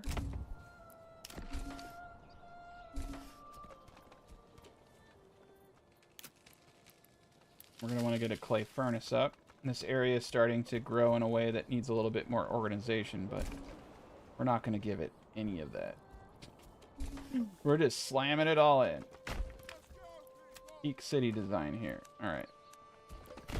Beautiful. Perfect. A lot of this stuff we can kind of delete a little bit too. All right, so that's the storehouse, the logging camp. No logs in it. Okay. I think I've decided just to put the logging camp over here now. I know I wanted it there for storage to help out the saw pit, but the saw pit's fine. As long as I have enough ox, they all seem to manage. All right, we need to stop building houses though and let all the families move in, so that we can get these facilities up. We're gonna get attacked here pretty soon. We have a good amount of food. Apples are starting to come in. Oh, that's pretty good. Yeah, we're getting there. All right, upgrade the tier 2. We want as much passive wealth as possible. I'm gonna hold off on expanding families until I get people into the buildings I've dedicated towards the production. I need boots. I need blacksmith. I need it all. Cool. This is a kind of neat little boyer shop right here.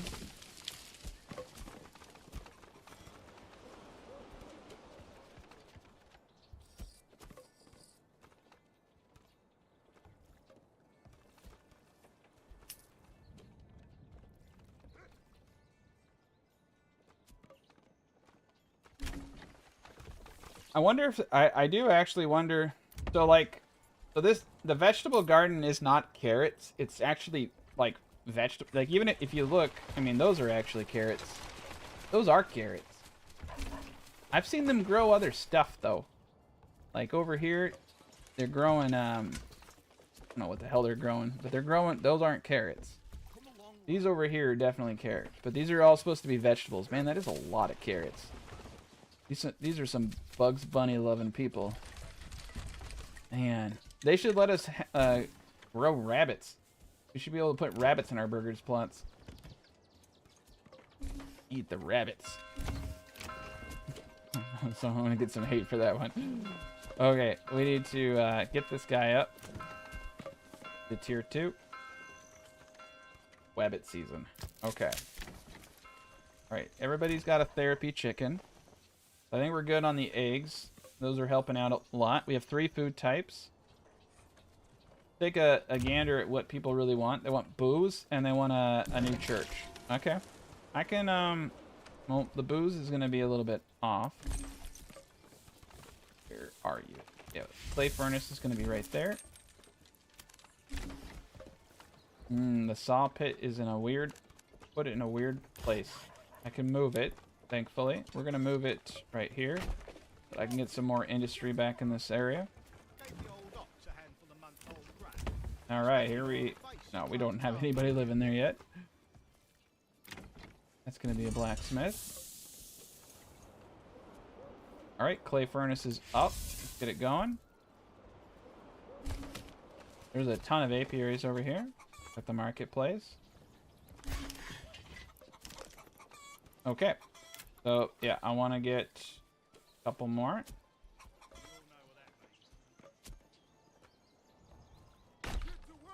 I think this is going to be more than enough for trade. So if I have any excess people, I'll put them in there. Guess I didn't make this big enough for a road, which I should have. It's fine. It'll be great. Let's upgrade this granary though, preemptively. That'll be our little honey market, and then he'll come and get all the eggs once a month. And it'll be slightly efficient. Honestly, like, the most efficient designs are usually where all of the houses are pointing inward at a granary, like this. If you get a bunch of houses like this in a granary for chickens, holy cow, that thing's going to be efficient. You could actually use this design and cut it down a little for housing.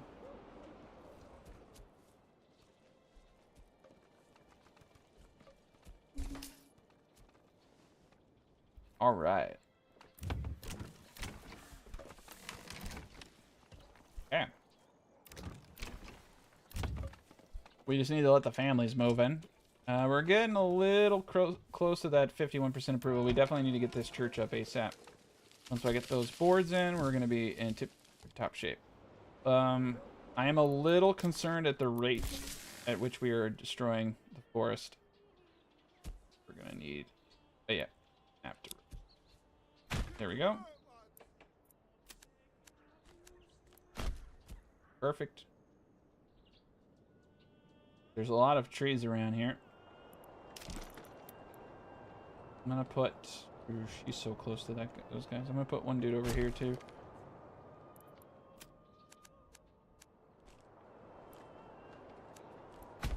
Get another road. Get easy. The ox just love to follow traffic laws. I mean, it's good. I think it helps them with their pathfinding. But it's really interesting. So far we haven't had anything... Ooh, we went under. They hate my taxes. Okay. I did not want to do that. Let's do 9%. Nope. I just wanted to drop 1 point. There we go. 8%. I just need 50%. Alright, we can get this church up. We're going to be in good shape. We need to put one individual into the saw pit. This road going here. Alright, so what I'm going to want, because I do want to get some bloomerage. Get this guy up here. Perfect. Where we have a little bit of iron we can pull in. No tier 2s. Alright. Check out our, clothing. We need to get the boots going.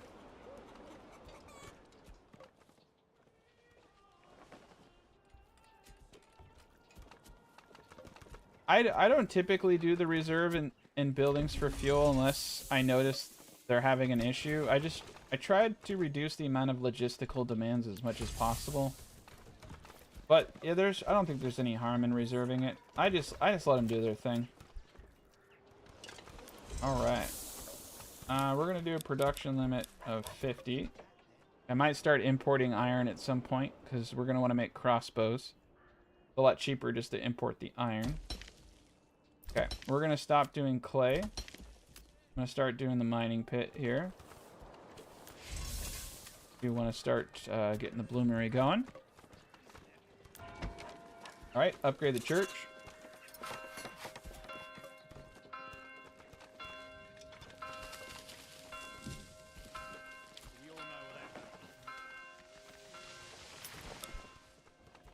Perfect. Yeah, this town, this is actually looking a little bit more like a town. It's a decent setup. But I'm not, this is as organic of a city as I can make. Organic looking. Efficient. It's actually not crazy efficient, but it's not bad either. Here's the bee sting area of town. 1000% chance to get stung by a bee over here. Yeah, we're doing good, and they're coming for the wood. So this is what I told you guys, is they physically move firewood, so that's the inefficiency. But it's not bad, because once you get 4 families for double burgage plot, only one person out of those 4 families has to come and get it out of the storehouse. And they get it from storehouses before market stalls now. So you can actually put a storehouse in the middle of your housing and they can get the firewood from there. They changed like a lot of stuff. And the well here is fine. Marketplace is fine. This is a really dirty place. It's like really muddy looking. Wow, that's pretty cool though. Berries so plump and juicy, we want to eat them by the bushel. It's a pretty decent setup. These 2 dudes just like peddling veggies, and this would be, honestly, that would be like the worst job ever. We have carrots and only carrots for you to eat. Maybe if you're lucky, you'll get some apples and berries.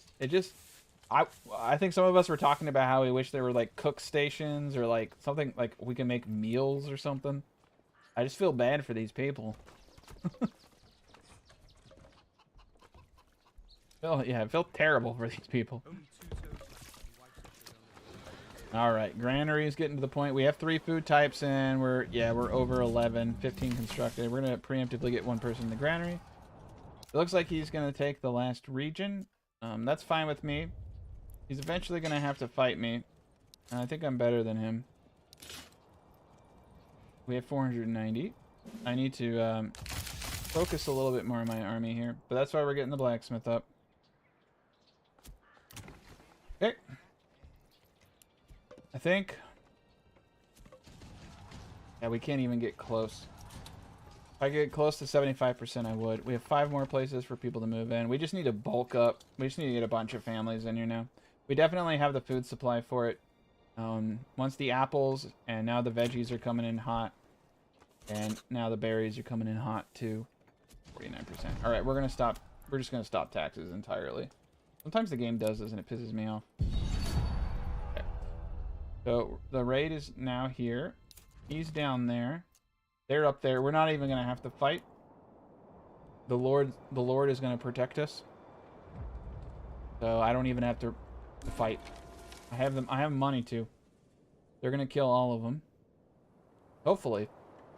The raiders, so the way that AI combat units in this game work is if they see an archer, they start running at it. So archers are basically like the taunt command in Manor Lords. If you really want to get their attention, send an archer unit near them. Other units can get their attention too, though.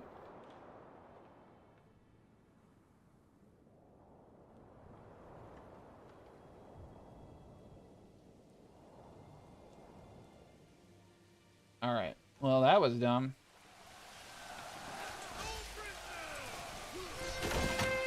Yeah. I'm hoping they honestly... okay, yeah, they got it. I'm hoping they add more food items to the game, though. And now that all foods can be used to fulfill the 4 food types, it just makes it even better. Perfect. All right, we have 2 free people.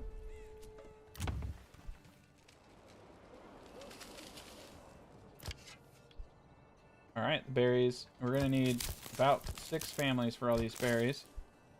We have enough berries for now.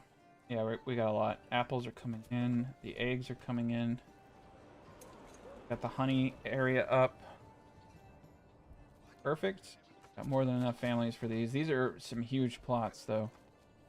Once these apples start coming in, we're going to be having... We already have stupid amounts of food. They're harvesting the veggies right now. So, you can see they'll walk. They used to be a lot better about picking the areas they harvested. But yeah, so they'll walk them back, and then they'll come back out, and they'll get more. They used to go to the nearest source, but like there's a bunch of stuff near that right there. Chick's on crack. She's going hard. It's just so much food. It's just so much food. More food than anybody needs. We're gonna have to start selling veggies here. All right, we're above 58%. We're pulling people in. Got 4 open spots. We're gonna get 1 a month. If I can get up to 75%, do a little bit more. But we need to. Oh, there we go. Oh no, that's the expand. I got my hopes up. Okay. Well, we got the bloomery going now. How much iron ore was I able to procure? 50. That's good enough for me. Go back to mining the clay. I guess I'll leave them there. I want to, once I get a blacksmith up, I want to start making crossbows. We'll make a crossbow unit. Crossbow units are just nasty. They're so powerful. I guess I could also make a full spearman if I wanted to do that instead. Oh, I really want crossbows, though. Crossbows are one of the best things in the game to make. You can pretty much assure that you're not going to be destroyed if you get a crossbow unit up.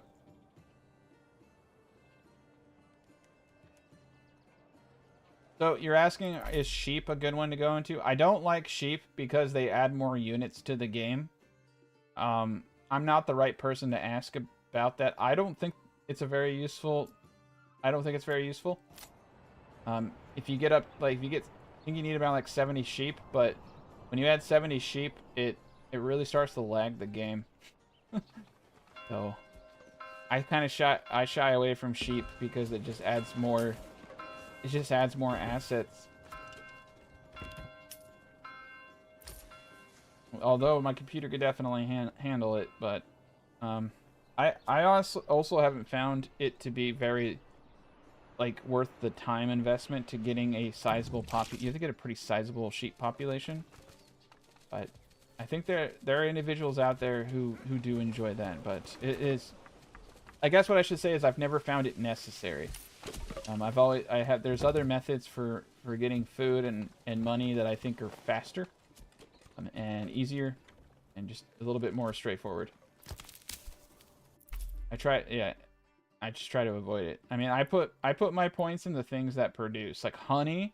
I would do honey over, well, I mean, the thing that people like about sheep breeding is you just need one dude for it, though. And so, but people have never really been a problem. I think sheep in a small settlement might make sense. Like if I just had, you know, like 20 families over here doing sheep or something, making wool and then trading that wool, that would be smart. As like a small, like focused, like kind of trade thing, I could actually definitely see a case for sheep. Yeah, there you go. Yeah, you can make a lot of money off of the wool. So I don't want to add them to a main town though, but as a trade outpost, I think sheep are a wonderful idea.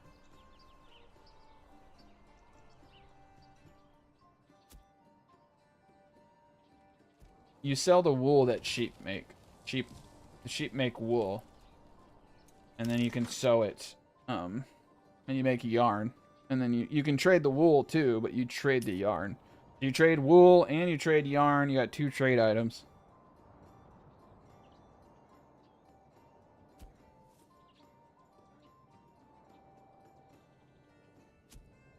I've never found, well, like sheep for meat have never really been necessary, but that's I guess what I'm trying to say is like if in any territory, if you go over around 400 pop, it starts to become inefficient.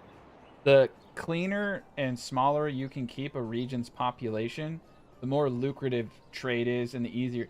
Like, if your people are eating less meat, then you have more meat to make sausages with. You can also turn the double burgers plots into pins and make 8 meat per burgers plot if you had the advanced skinning perk. I found just literally having burgers plots with the advanced skinning perk was more than sufficient to produce absurd amount of sausages every year in a diet. Like this place up here with its fish and salt deposits and terrible farming. Terrible farming. If it had rich wild animals, that'd be great. We don't need it though. And yeah, we could do the sheep trick up here. There's a lot of potential for food up there. You could sell, because you could sell sausages, yarn. Like I said, it's good for trade cities, but I don't think sheep are good for main cities, in my opinion. They just cause too many. It's not the lag. It's like path. So every unit has pathfinding calc. Once you get over 1,000 population, you'll notice, like in your military units, that they start moving a bit slower. Dude, that's why I don't like sheep, because they add more assets to the game. And then I like to build big cities, so I don't really want sheep. So it's like I said, a lot of what I do is aren't advices that you should follow. They're personal preferences. I would prefer to have more people than to have sheep.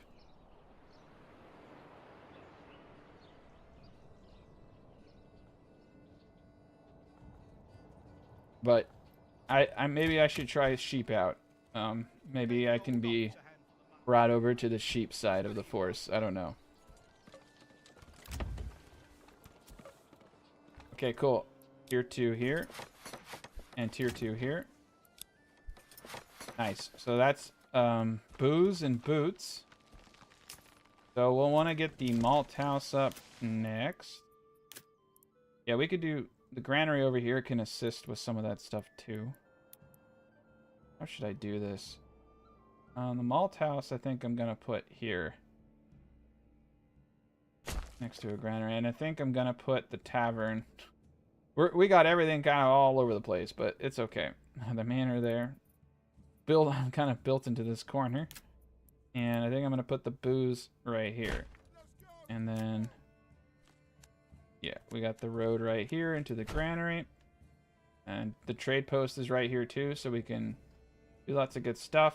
We are going to, however, get barley ourselves. Look at this nice little area here. So we're going to do 1 Morgan plots of barley. That is going to be so much barley. I don't like that at all, but whatever. Yeah, this is a nice little area. I don't really care too much about the not perfect area, because it's still going to be a sizable amount. I think we're going to probably need at least 6 1 Morgans, so we can do the lazy man, set it and forget it, 2 a year approach. I think 2 is fine. Oof. Just missed it. That's fine. Alright, 1.1. Perfect. Okay. 78% barley fertility. That's nice. I'm hoping that they do address the fact that it's kind of annoying to only be able to make alcohol from barley, and for it to be kind of not realistic. It's pretty easy to grow that shit. At least, I mean, getting drunk should be a little bit easier. But we're in good shape. I think we'll put a farmhouse right here. And then they can just go straight up the street. It's perfect.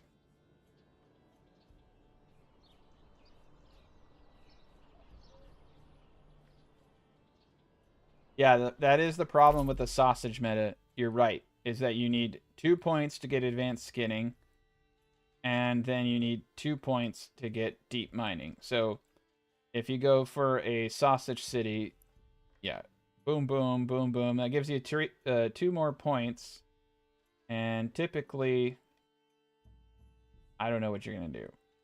You could go heavy plow and bakeries and make a bunch of bread or something, but... Or you could go sheep. You can go a lot of directions. Alright, everybody's doing okay so far. We're getting the basic building blocks of life. 63. We have 1 free living space. Got some multiple tiers over there. Alright, let's start trying to get a little bit more families in here. Perfect. Okay. Once these are up, I can start doing boots. Our food is through the roof now. I'm gonna have to start selling it. So yeah, that's cool. I'll probably do some bread. Nice, 50 iron slabs. This is great. I want to get all the families to move in so I can get all of my production buildings going. We're gonna put 1 individual into the clay furnace. I have enough individuals now that we can do it all. I do believe I put a forester down here, so get the work area up, get him replanting everything. I have 1 person in the mine, I have 1 person in the clay. Got 1 individual in the clay furnace, we have 1 individual in the bloomery. Got ourselves to tier 2. This is going to be the blacksmith. But yeah, I've just noticed, like, try to keep the pathfinding around your trade posts clean.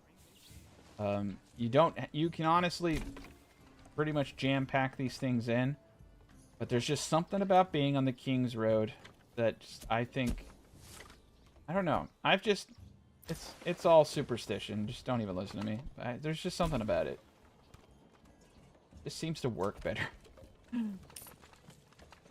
Yeah, but I don't have any evidence to back that up.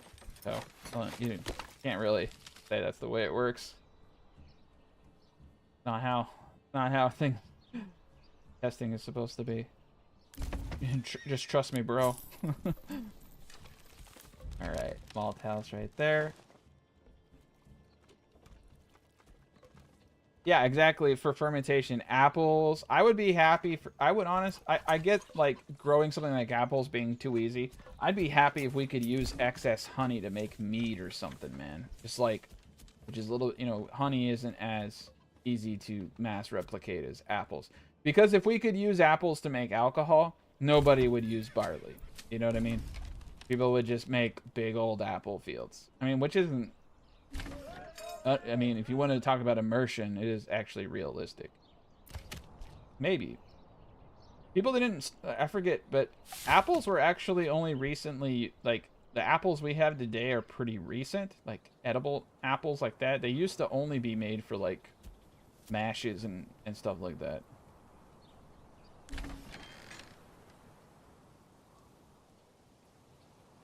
Dude, grapes would be awesome. Like...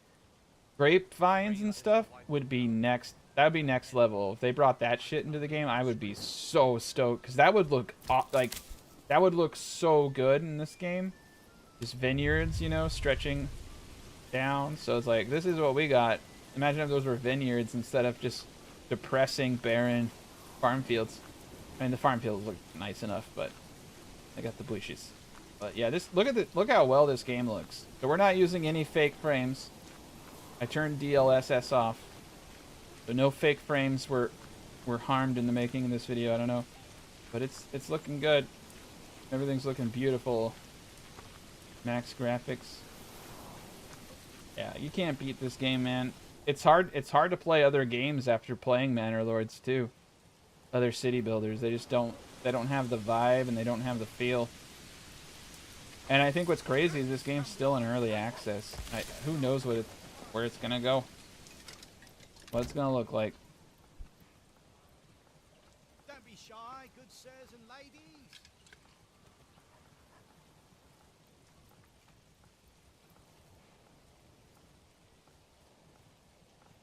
No fake frame, yeah. No. So, crap. What company is doing that now? So they're training. Yeah. It's NVIDIA. So another thing at the NVIDIA Expo is that they're training robots in artificial environments now using AI generated simulations. So NVIDIA's created the matrix to they've created a matrix where robots are now doing simulations. And so they were going to train robots in the real world to learn tasks, but they're training them in a simulation now using the new 50 series cards. So they're talking about how the future of robotics is actually in AI training. And it's pretty interesting. You guys should Google some of this stuff after, you know, you watch every single video I've ever made. And no, but it's trippy stuff, dude. I think a lot of people aren't really aware of what some of these things mean. And like, I personally follow a lot of technological advances, and I read a lot every day, and it's pretty trippy, dude. I mean, they low-key just created the Matrix and nobody's talking about it. But yeah, so Agent Smith is learning how to make hamburgers right now, but like 10 years down the line.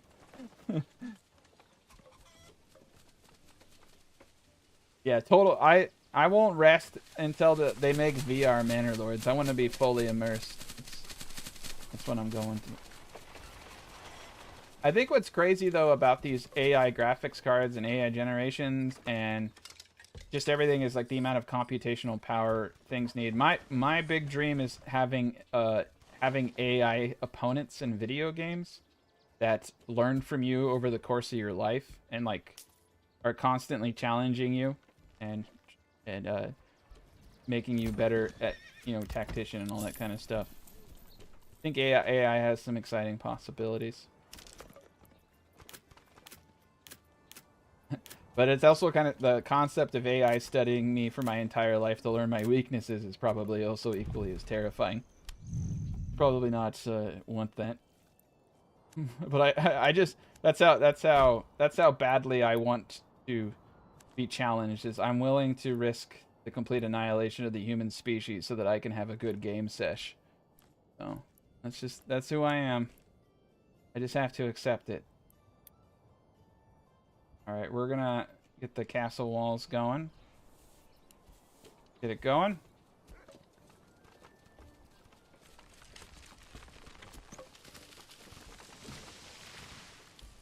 Yeah, we did have Will Smith go from...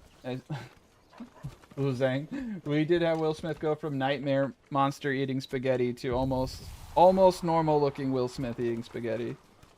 To be honest, eventually Will Smith actually eating spaghetti will probably be considered fake. Because the AI can just do such a better job. I think what's scary is we're already seeing like politicians and stuff say things are fake. And it's like, because video can be faked, you can basically say reality is fake, and there's a reasonable skepticism that it's possibly fake even if it's real. So I think like 10 or 20 years from now, we're all just going to be crazy as shit because we don't know what we don't know what's real or fake anymore. It's 20 years from now, man. Oh my god, I'm going to be old. I probably won't care. I'll probably be watching The Price is Right. Like, that will be my life. I'll just watch The Price is Right. I won't have any other hobbies. Alright, let's get some boots. I was going to put booze here. I think I should put the booze next to this gentleman. Do I have enough for a road? Oh! Get the road. Oh my god, what is that? Is that a road? Should I do it? I don't know if I want to do it. It works. No. Okay. Let's see if I can get the booze house right here. Wouldn't that be great? Oh, look at that. We got the booze house right there. Perfect. Right next to the tavern. Right next to the malt house. Wonderful. All right. One day we're going to get some barley going. It's going to be soon.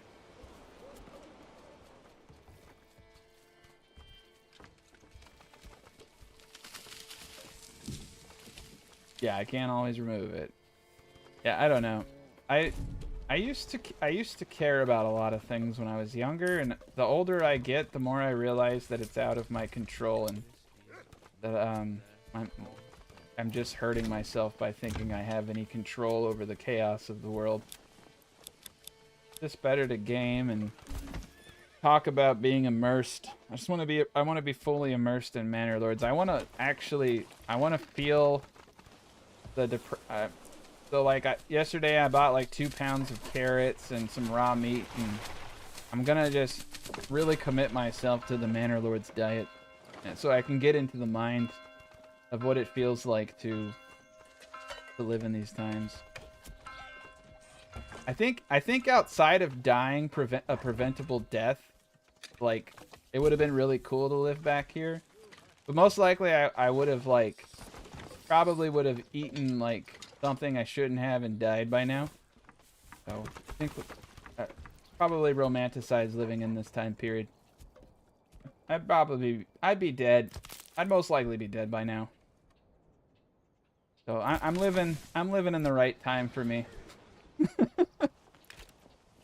God's put me where I belong. He's put me in the time period of Manor Lords. Like, yeah, it's like if it'd be kind of funny if like we actually chose the time period we wanted to be alive in, and it's just like I wanted to be alive when like in the dumbest period, like the coolest and dumbest period of history ever.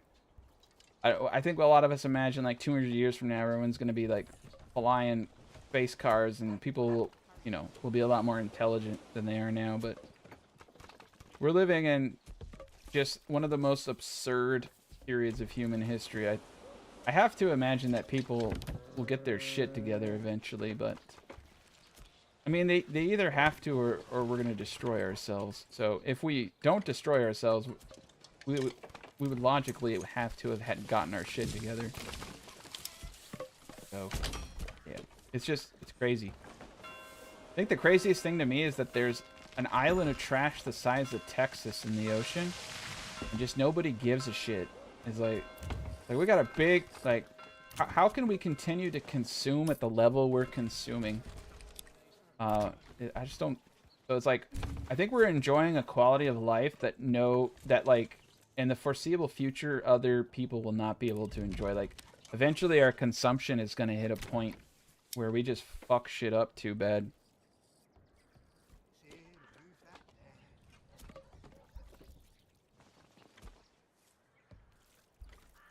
I think, well, I don't know what I don't know if you guys have ever studied like like, what's the terminology they use for it's like a society can be intellectually dumb but social, like technologically smart. Like, you can have really intelligent technology and you can have really intelligent culture and principles, but like technology actually kind of dumbs the individual down, so it's kind of a weird thing.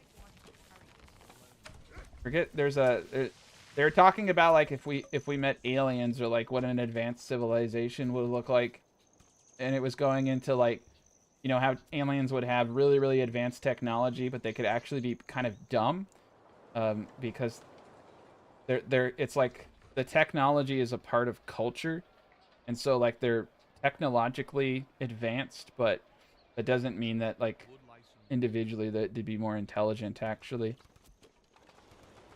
they're almost kind of saying that we're getting dumb too.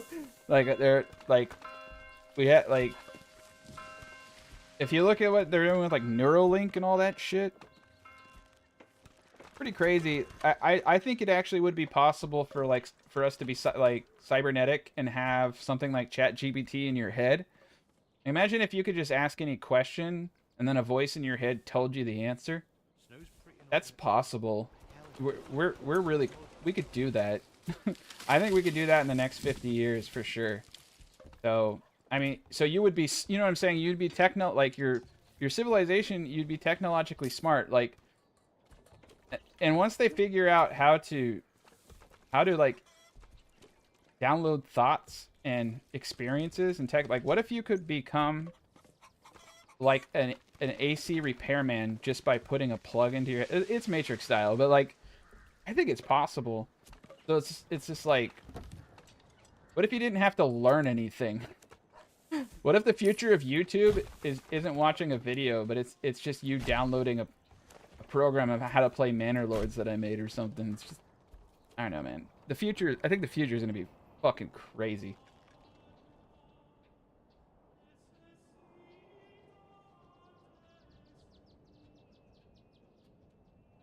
Yeah, it's just crazy. It's crazy. The Texas trash heap thing just makes me sad. It's just like, we're killing the fish. We need the fish. We need to eat the fish. Don't kill. You only kill the fish if you're gonna eat them. I don't see how we can how we can sustain the level of consumption that we have. It's out of control. And I'm not part of the solution. So, so I'm a terrible person, I guess. All right, blacksmith is up. I'm playing Manor Lord. That's that shut up, I'm baiting idiocracy mentality right there. Actually what it is. All right, we're gonna do 20 of these. And we're gonna go over to our boyer and have him start making crossbows. I am going to get a crossbow unit up. We now have the funds to increase our... Yeah, for anyone watching this Manor Lords video, I probably have to apologize because in my live streams I tend to segue. Manor Lords, a new patch. Let's talk about the impending doom of our civilization. Have you seen The Matrix? Gonna be worse than that.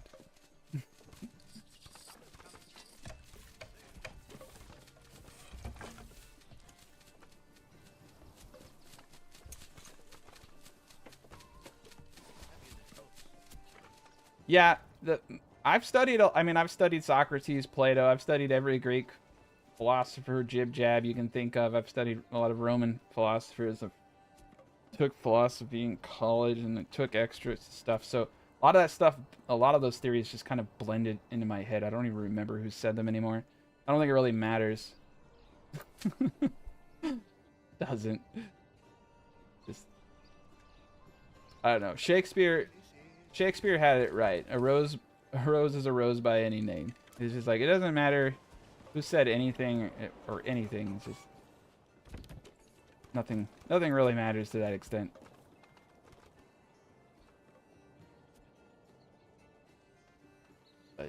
But Manor Lords, yeah. Look at it go. I mean, everything is actually running pretty well. Where things start to break down is the tavern, though. So that's the thing I had to reload the most for was tavern. We're gonna let everybody move in. Why haven't you moved in? Okay, you've moved in. You don't have your fuel. Okay, so we need another storehouse. Okay. And what else is he missing? Clothing. Okay. So we just needed another stand. Okay. And everything has to catch up with the new population. I'm kind of scared about the quota I set. Let's set this for 60 burgage plots in case I go crazy. All right, tier 2. We're gonna hold off. I'm kind of keeping this around if I decide to go another route for trade. Large storehouse is doing fantastic. Everything is fantastic. Blacksmith is doing his job. Let's see. We almost have gone through all the clay and iron. We'll have to start importing raw iron or raw clay if we want to go any further. The apple trees are almost mature. 92% approval. We're going to go back into taxing.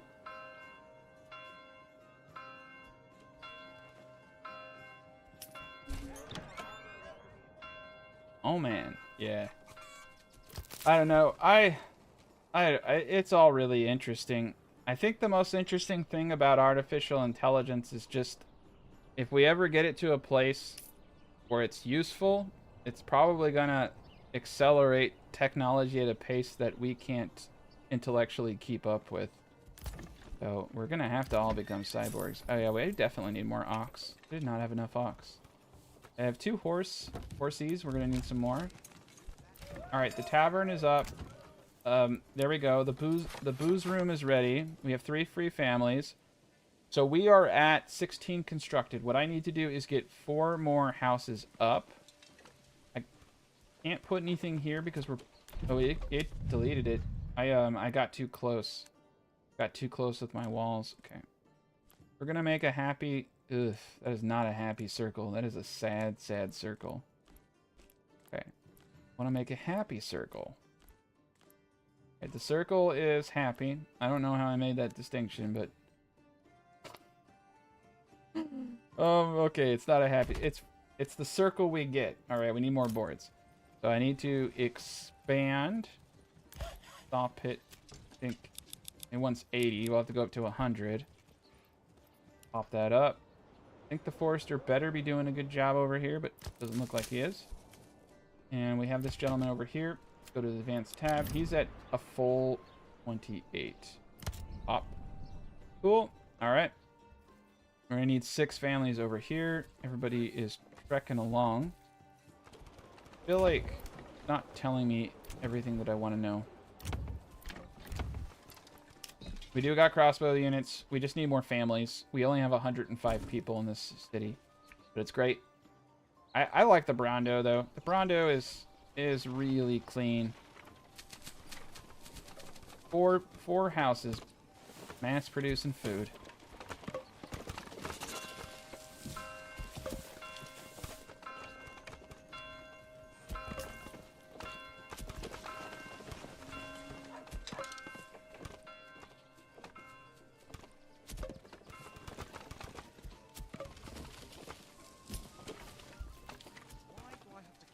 Yeah, if they introduce quantum computing, holy shit, dude. Okay, you're gonna go down a rabbit hole. So here's the deal. So there are new theories. So do you guys know what like quantum entanglement is? You know, like when basically two atoms instantly communicating with each other and shit. So they think that quantum entanglement. They've pretty much proven that humans have quantum entanglement in our brain connections, and they think that quantum entanglement is actually responsible for consciousness, and they think that the like where consciousness comes from is essentially that action of instant communication between like, you know, all the atoms in our brain and shit. And so essentially like consciousness is existing in a sub kind of like dimension, and it's just like the perception of all of that connection.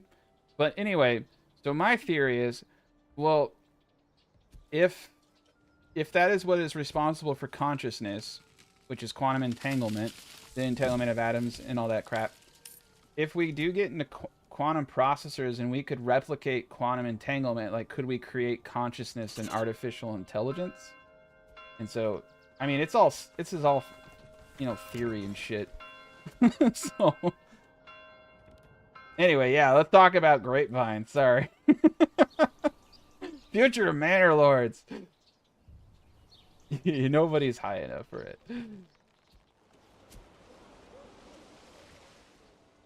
Yeah. Well, they're saying that's what makes the human brain so exceptional, and they're pretty sure that quantum entanglement is actually occurring in the human brain, and that's what causes consciousness. That's because they can't find consciousness. They cannot find consciousness in the brain. They don't know what the fuck consciousness is. And so now they think it's existing in another dimension as a byproduct of the quantum entanglement of you know, our brain.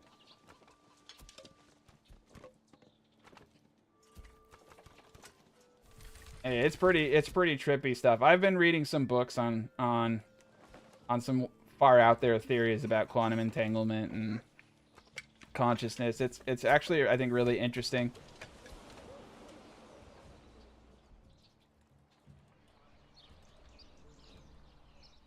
The simulation theory makes a whole lot of sense though, when like well, there's a I don't know what you guys know about like multi-dimensions and crap, but like they talk about the physics membrane, when like the physics membrane is essentially like this like theoretical thing which sets all the laws of physics in a given dimension. And so within the infinite dimensions there are like different laws of physics, and there are infinite dimensions in physics. It's pretty interesting, but the physics membrane is basically like the programming for the simulation. It's like they are pretty sure that there is an actual like code that dictates how everything interacts, like in every single dimension. I don't know, man. There are a lot of really interesting and crazy theories out there.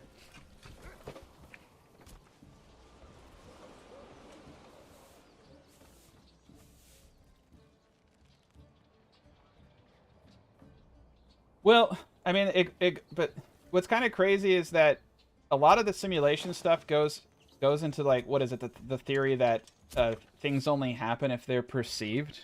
Forget what the hell that theory is called, but it's kind of interesting. I don't really know if I believe that. It seems like there's too much that wouldn't make sense in something like that.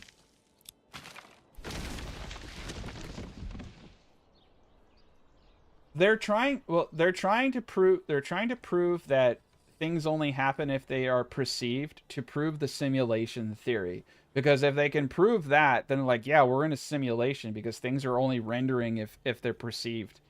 It's just like if things are being, but that's still like, things could still be rendered without perception. But the reason that they're looking for that is because everything could not be, you know, rendered at the same time to like save on computational power. So if they can prove that things only happen if they are perceived, then they could pretty much say like, this is a really blaring, like the smoking gun, that we are in a simulation. There's a lot of theories though. Anyway, grapevines, Manor Lords. Yeah. Your entire existence is it's an illusion. Manor Lords, yeah. We got 5 families. I mean, personally, I just don't know, man. It doesn't, but that whole theory of observance thing, I don't think that's true. But what do I know? I play Manor Lords. All right. Okay, we got the cob. We're gonna get the booze. There we are. Does Peter only exist if I observe him? Peter exists without me. Well, actually, it's like, what's your definition of observance? The rendering of this whole thing could be technicality. We're gonna need more barley, yeah.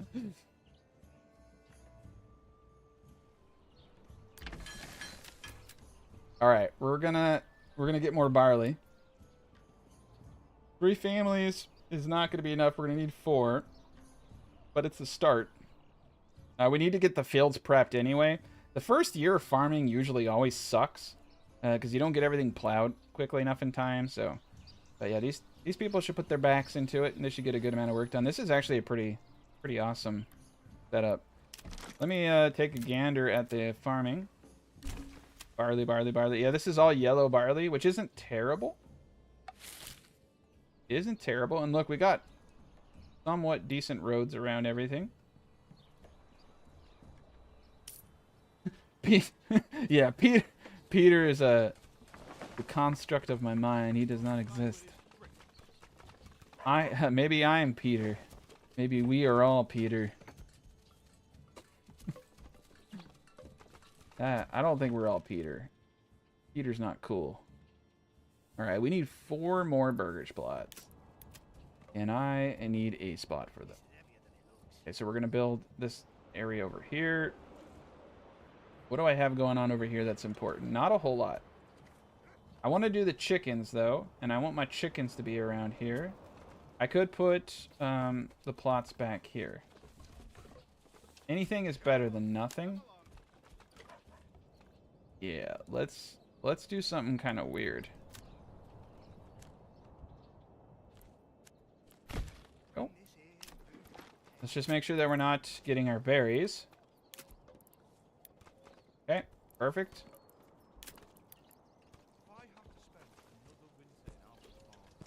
Here we are. All right, that would be 4, and that would be close enough to the egg granary, but it's not Terribly inefficient. Oh, we were so close to my berry bushes. Okay. 128. Cool. We didn't kill any, but no berries were killed. Oh, nice. We got the road right here, too. That is perfect. Alright, cool. We'll get the next guys up.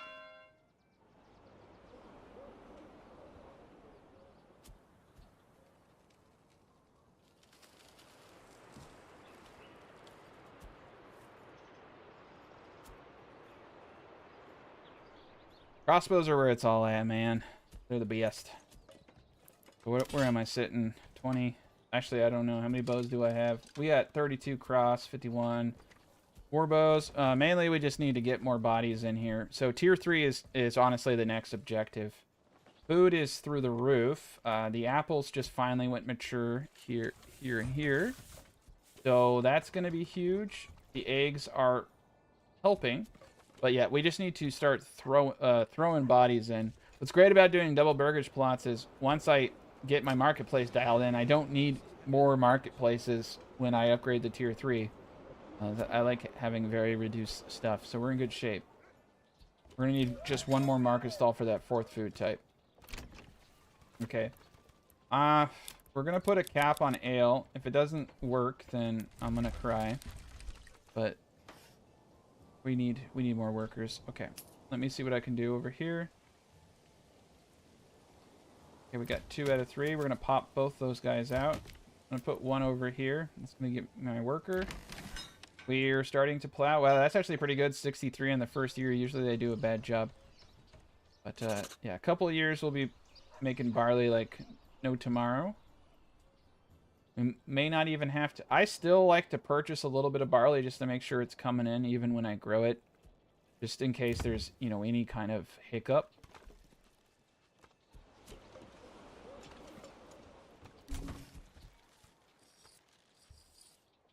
Yeah, well, it would be cool. It would be cool if they got a couple more... Like, maybe just... What I would personally like to do is be able to play with a little bit more aggression on the default settings. So I might start playing that way. I might start upping the difficulty of raids. I don't really like playing on hard and all that stuff. I could do it, but it's kind of annoying. You get huge negatives in approval. I have a few hard campaigns that I've done. I mean, I've beaten the game on the max difficulty several times, and it's just kind of annoying. Not that enjoyable. I like the slow slog. Right, we definitely need more ox. We have a lot of money. Very good.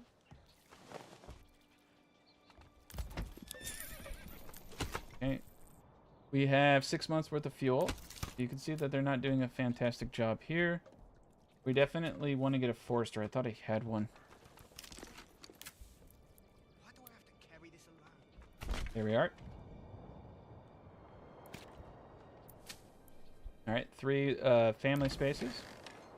Could definitely pull those guys out, but I'm going to leave them. Oof.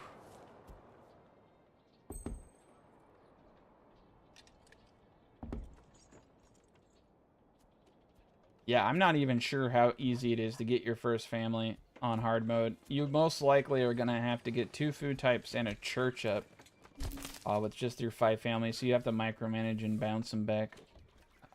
I'll probably have to watch my own guide on how to do it, because I have a guide on how to do it. It's just been forever. I've been mostly just testing the new features and trying to get a mastery of them. This is a decent little setup I got going on here. Right. We're going to expand. I just want to get as many people in here as possible. We definitely need a lot more families. Once I get the booze coming in, though, that's it. We got all the food types. There we go. Yeah, we're going to have a good year. You don't technically have to have booze for all the year, too. So you could just rely on getting a bunch of self-made booze for a period and upgrading those during those periods. You'll get a pretty huge negative if you go too long without getting people drunk, though. They get pretty pissy.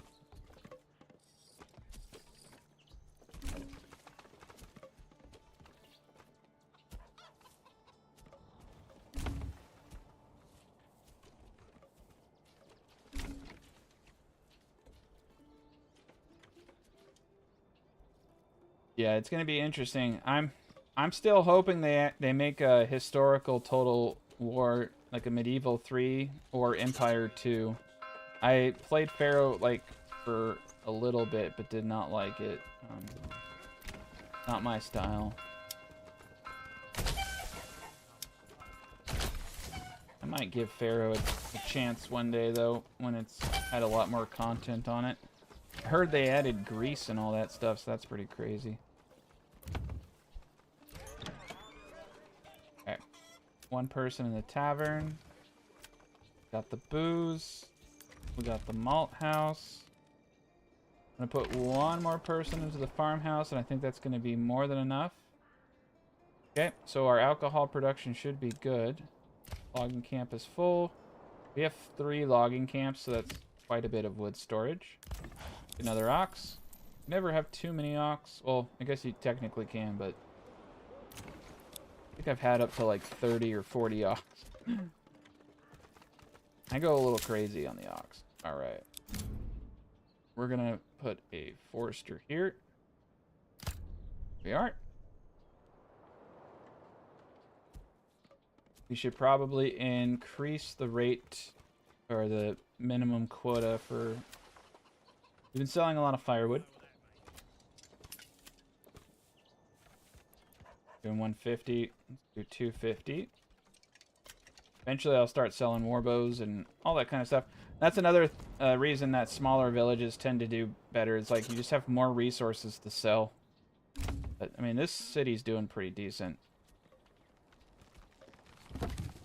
And then if we get extra people, we're going to go into honey production. And that honey is really going to start... We're going to start selling that honey. And that's why I put it next to the trade post. Be a lot easier for them to deliver it. Alright, perfect.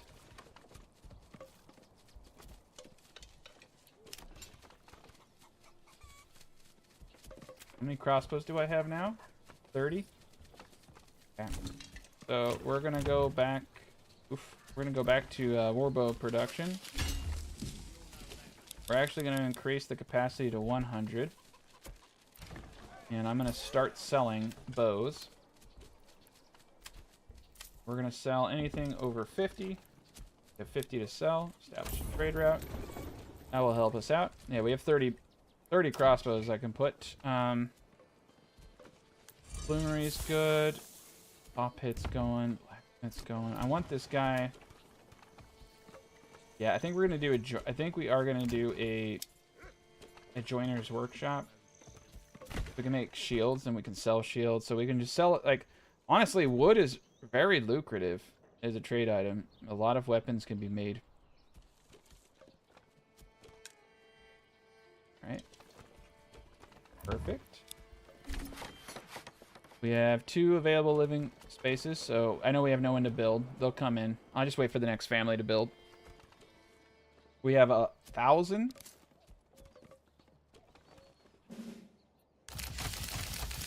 There we are.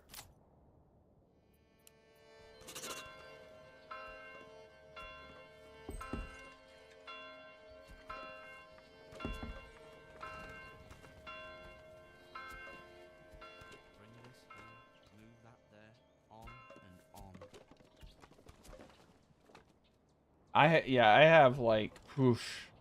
I mean, Rome Total War, the first Rome Total War I played every day. I have thousands. I'm probably, collectively, I probably have 10,000 hours between all Total War games. I love tactics, battle strategy, and all that stuff. Studied a lot of military tactics. I've studied a lot of military history. But I'm a city builder now. I built city. Yeah, I'm actually a lot better. I first, when I made my channel, I thought I was gonna go into Total War, but I think I tried Total War and nobody watched it, and it's really hard to break into spaces where people have dedicated so much of their life to perfecting. I mean, there are a lot of really good channels. If you can't produce something better than what's out there, you're not going to be successful. So, fortunately for me, I like city builders, and I don't think there are a lot of there are not too many people who make, there aren't a lot of content creators that make good stuff for city builders. So It was a good space. There are a lot of people who make videos for city builders, but a lot of them don't like look at all the details.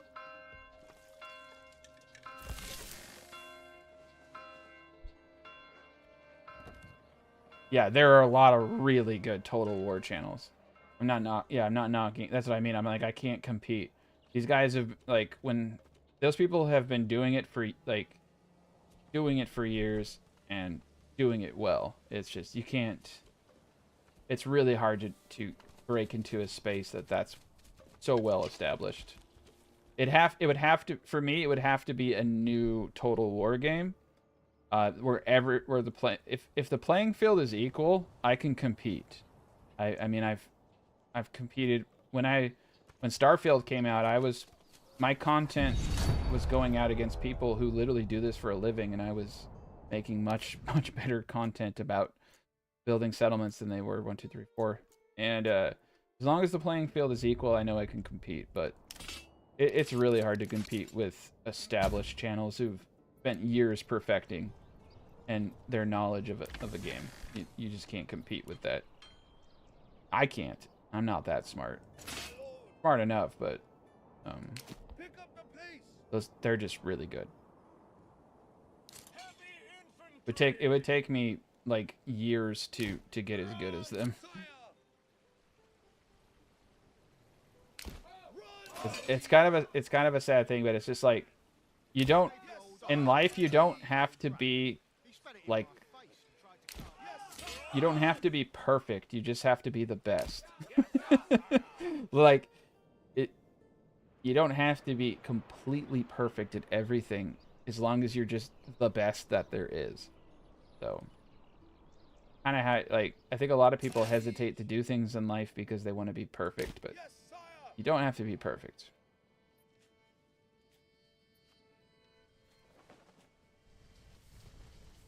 I know that's something I struggle with because I want perfection.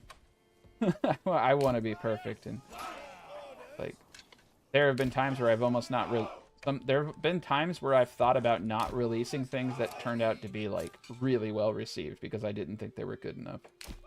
They weren't up to my standards. All right, we're gonna fight these people in a really congested way. We're going to put stand your ground. So this doesn't make any sense because you would think the crossbowmen should be shooting each other, but they do really well when put in a single file line. All of the arrows, they cluster together, and it just really knocks down units. It's kind of dumb. It's something I've noticed, but yeah, if you can get your guys in little lines like this and focus fire. Instead of like all your arrows hitting, 10 people, all your arrows hitting like 3 people, it usually kills the 3 people, whereas the other 10 people just get tickled. So yeah, if you want to reduce tickle damage, it's like, again, in reality this is dumb, but in the game it works really well. Okay, we have one person there, one person there, one person there, one more person there. We need 6 families over here.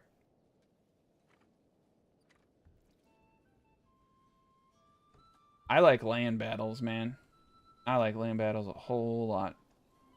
When Empire Total War came out, I had like a whole notebook of like formation. I was like doing formations. Like I think I was in college. Or where was I? No, I was in high school. I was in high school maybe. I think I was like 18. I can't remember. I just remember like plotting out my my tactics and everything. And just like when I get home, I would like reenact like going and doing a battle with it. I had every unit that I wanted. I remember trying to take over the world as India was a heck of a lot of fun in Empire Total War.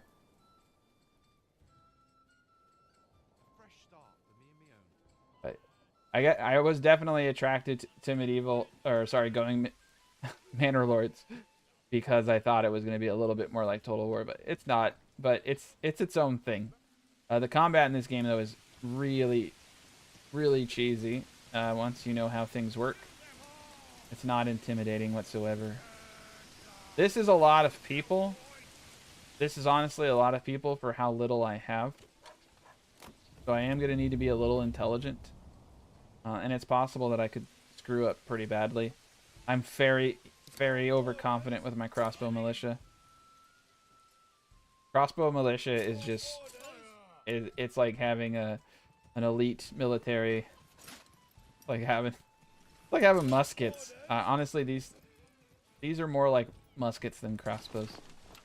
In terms of... I mean, crossbows have always been really powerful. But it's the way they shoot kind of... If you were to replace these crossbows with muskets and not tell anybody, like, I think most people would just assume they were muskets. I'm honestly expecting when mods start coming out for the game for someone to just mod musket animations into the crossbow units.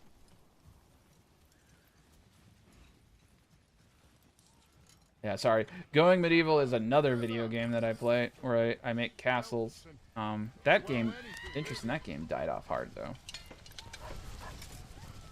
I came out with a whole new series and only got 3,000 views. I mean, that's a lot of views, but not for putting a whole week's worth of work into it. Boom, boom, boom, boom, boom. Yeah, so you see how when they fly in like that, it's a little bit more damaging. Yeah, very good. All right. Okay, so we were able to pick a few off, not a lot. We don't have bridges anymore. All right, so we gotta move fast. I'm actually gonna leave these guys in defensive mode because the real work is not gonna be done by them. It's gonna be done by ranged units, and we're gonna lose some folk. I'm cool with losing my retinue because they don't matter. But we might get attacked here. Yeah, they're trying to snake off. Okay, cool. They're running over into the battlefield. All right, that's one-on-one, so we're going to engage. We're going to engage over here now too, and we're going to pray that they get their act together. There we go. Now they're on our side. So dumb, so dumb powerful. That's why people don't use archers that much, but they're one of the most broken units in the game. You just get them behind, and they just own. Oh, that was fun. Now when I get 2 crossbow units, I'll be even crazy powerful. Okay, we got everything going. I don't know if ale is actually being made because we have our first barley. Again, I do think trading for barley makes a whole lot of sense even when you grow it. Where's our money going? We're going to taxes? We had a lot of money earlier. I'm trying to think, I'm not even importing anything. Someone's robbing me. All right, we're gonna open a berry trade. Oh my god, 625 veggies. Okay, anything over 250. 50. That is a lot. Let's get another horse. Get 2 families in trade. We need we just need people. We need bodies. Boom, boom, boom. We're gonna get ale. We're gonna get to tier 3 soon. We got exactly 20 burgers plots. We're gonna hold here until I'm ready to expand. I honestly want to get I do find 20 burgers plots to be really the sweet spot. No matter what you do. I've never really found I needed more.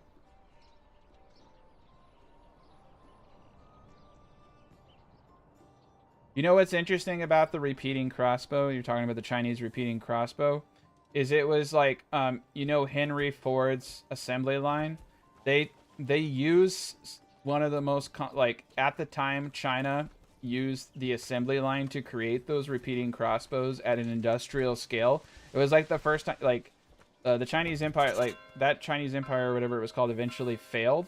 But, like, had they not failed, like, if they would have applied that to other industrial aspects, like, we could have had, like, the Industrial Revolution, like 1,000, whenever they did that. Maybe it was like 800 years ago. But they actually used what would be considered the assembly line process. It was, like, one of the first times in recorded history that they did that. It's really interesting just to see like close. Like, you know, the Romans understood steam. Like the Romans, for instance, understood steam technology, but they used it in toys, like children's toys. So they understood the concept of steam engines. They could have literally made trains, and they never went that direction with it. Yeah, the Song Dynasty. Yeah, it's, I don't know. I'm a big history nerd too, but it's pretty interesting. It's just pretty interesting to see like how we've, I don't know. They talk about like technological progress, like, you know, your Einsteins and all those people who were born certain periods. It's just like there is no set timeline for like when human innovation should come. It's like completely, like, most of human innovation is from like very small amounts of like very special people being born. So the concept is the higher your population is, the greater chance you have for like those intellectuals to be born into that time period. Um, you look at Tesla, you know, like if Einstein were never born, like would we be where we are, like, et cetera, et cetera. So it's pretty interesting, but it's like, yeah, we could have like gone through an industrial revolution a long time ago. I just think that, I don't know, the fact that the Romans had steam, had knew how steam power worked, and never made like any kind of transportation with it is pretty interesting.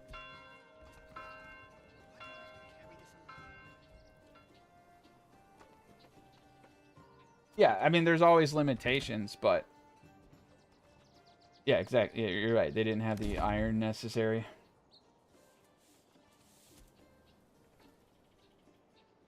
Yeah, but it's theoretical, but it's just interesting, you know. And I mean, and that and then what was that little model design that the Egyptians had figured out, like concepts of flight, you know. They recreated some of the stuff that they had. So it's just interesting to see, like, if someone were just a little bit more, I mean, the reason the Wright brothers were able to, you know, create like the first flying shit was because of the industry and the material, you know, exactly, like having access to those materials to build it in the first place. So there's all, like, you need all types of creators and concepts in order for those things to come together.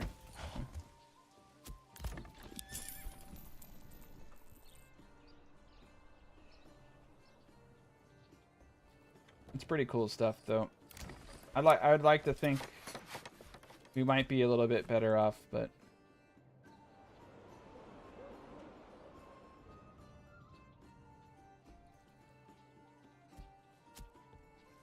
yeah, Da Vinci, exactly. That's it's just really interesting about like we really have no idea how far our civilization can advance, because I think we have a lot of really intelligent people around here today, though. I'm not one of them. Not a genius. I just read books.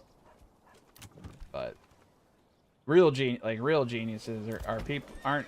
I mean, they always try to tie like genius to IQ, but I think it's a little bit more than that. I think it's people who move the needle. Ooh, look at that, iron parts. We're starting to get full on a storehouse. But yeah, the Einsteins are in a whole different league. There are plenty of people who have the same IQ as Einstein, but they're not at the, you know, they're not at that level.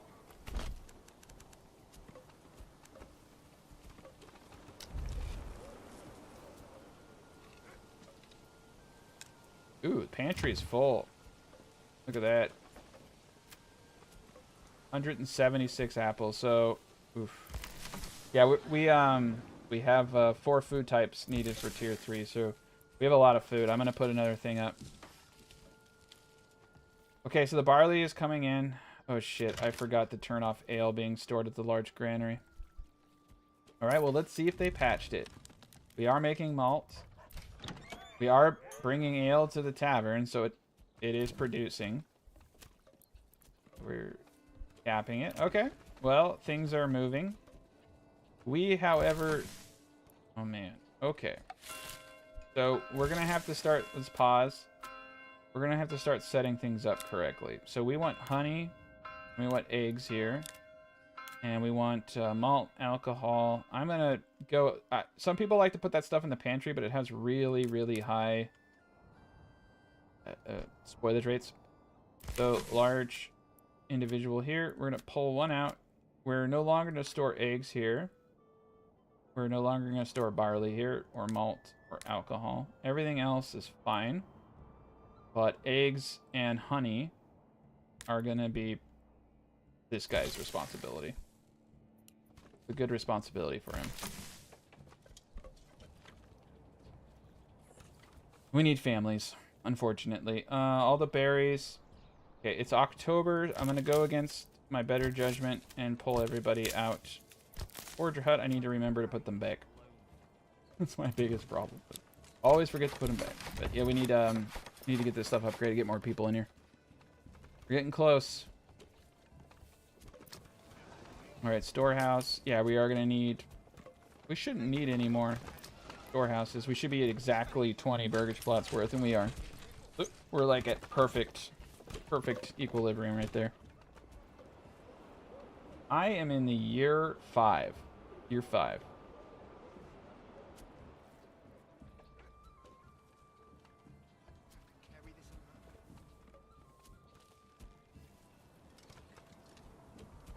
I don't know. I'm waiting for Musk to go to Mars. Oh, I thought we were supposed to be in Mars. Why are we in Mars? All right. Barley is over here. The granary workers should come over here and start hauling it. It's so freaking far away. Okay. The brewery's good. Large tavern's good. Malt house is good. I almost want to put 2 people in the malt house. Malt house is actually one where I do stockpile fuel. But there's so many weird issues with alcohol right now. There we go. Look at it go. Look at that booze flow in. Well, that's a scary thing. Because now we're ready for tier 3. And once, this is what's crazy, is once you hit tier 3, the families, you're literally going to be able to double your population. So, we have no clay. Are we importing clay? Right. We need to set limitations on how much tiles we're going to craft. 224. Do 100. Right. We have more than enough for everything. I want to upgrade farms first, but it's going to take the proximity of the tavern. But we're going to hold off until... Let's get the booze flowing everywhere. Might be a little difficult at first. Alright, we have another point. I actually have nothing to put it into, so Better Deals is looking... You do need some things, but eventually you have all the clay that you need. Eventually you have all of a lot of things that you need. All right, those guys are tier 3. That's fine with me. Let's just do let's just get what we can. I would like to get these guys up first though, because I want the extra families to move into those areas first. Guess I'll hold off just a bit. There's an enormous amount of barley here, and this granary worker should be assisting. Okay, yep. Why does he have apples? Sometimes they bring just a little bit of stuff that's not supposed to be there, and it's kind of annoying, but I wouldn't read too much into it. Yeah, I think we're gonna do 2 people, and I think we're gonna do the overstock. And if this doesn't start working, I'm just gonna reload, because that usually... Okay. We're gonna reload. I'm gonna follow my own advice. I don't think things are working correctly. So just reload the game when you don't think things are working correctly, and they usually start working. So it just like resets what everyone is thinking and doing, and let's get it done.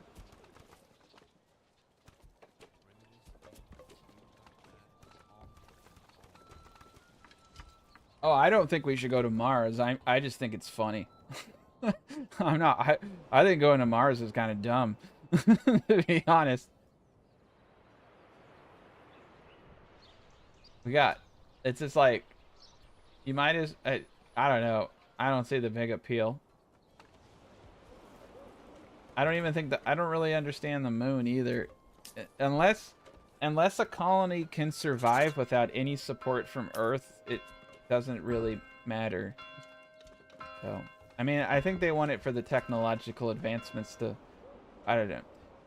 It's kind of crazy. I've read a lot of that stuff Like, if we could just go, you know, like the 10th the speed of light, we could maybe get to some of these distant planets. And, like, how do you transport people to those planets? And how do you do XYZ? And will the gravity of that planet cause issues in our anatomy? And I honestly think we're going to have to genetically engineer people for planets, so. We'll probably send, like, some artificially intelligent, like, robot. I don't know. Have you ever seen what is it? The sci-fi. What's funny is I had this idea before the sci-fi, but Raised by Wolves. I think it will be like that, but it won't be humans. It'll be humanoids. Like an artificial intelligent ship will go to the planet, look at what like probably take DNA from some of the the local creatures that have developed immunities to like the bacteria and disease of that planet, and create a humanoid that can actually survive in that environment. Yeah.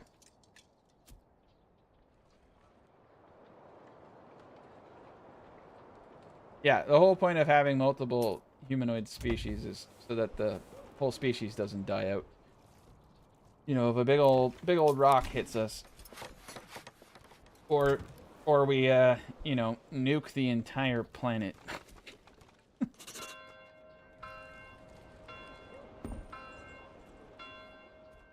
All right. Well, hopefully I get some booze. Okay, so the booze is starting. There we go. 85%. We're doing it. And it looks like logs is the big thing holding us back.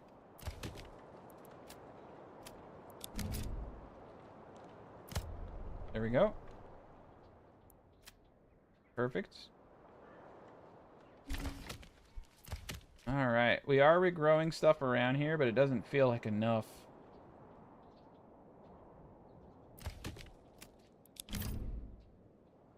All right. We're going to have to get some serious logging going on. 12 ox. Need more.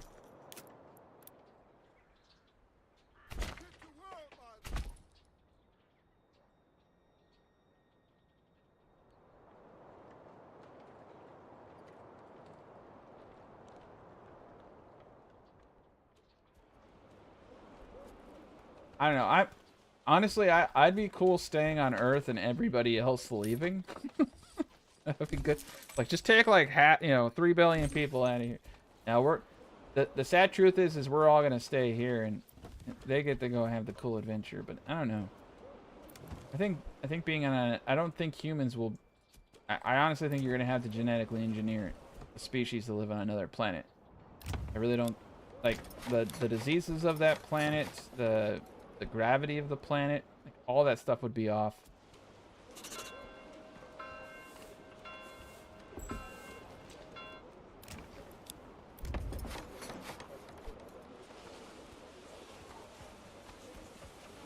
Yeah, I like this hillside though. It makes the Brondo look a lot nicer. There we go. All tier 3 on the farm plots. I'm gonna go to better deals. I am just a big fan of being pretty high on the trade. We're gonna get more people in here. I believe I have 3 horses. Now we have a 3rd family, so we should take that horse. Unless I'm wrong. They changed it. But I don't think so, because I tested it just a little bit ago. Alright, so yeah, reloading seems to have fixed pathfinding issues. That's why I stressed at the beginning of this video, and I've been on the Discord, I've been saying, it's like, you need to tell people that they need to reload the game when the taverns are not working. So before I was destroying my granary, I was doing XYZ.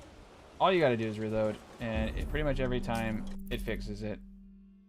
So that's a good time saver, but this is going to be really confusing for people, because that's kind of, not a normal requirement to video game. And where do I want to put this point? I actually don't know what I want to do at this point. I could go in the rye cultivation. I could go into, well, heavy plow would require a lot of different fields. It would be a good way to make some money. None of these are going to do anything for me.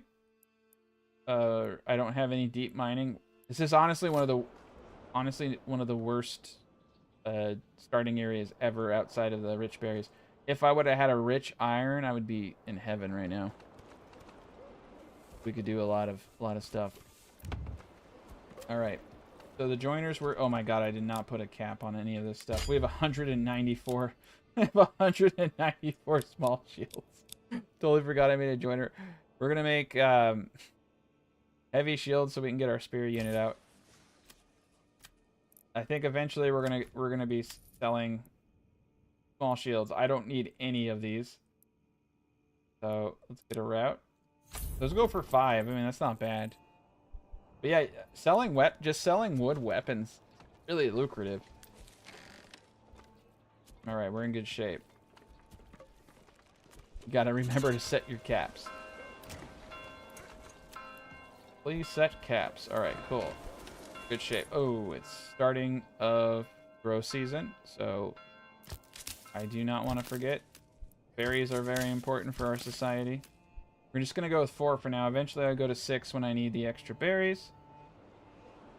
We still have apples from the last harvest, so yeah, we're in a good food synergy here. Got 3 foods. We need the honey. So once we get these new families, we'll go into honey. That will give us our 4th food type.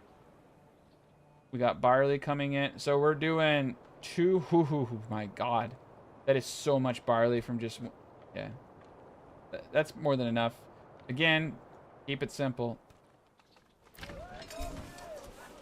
It looks like barley is alcohol is consumed by plots now. I actually need to go talk to the Discord.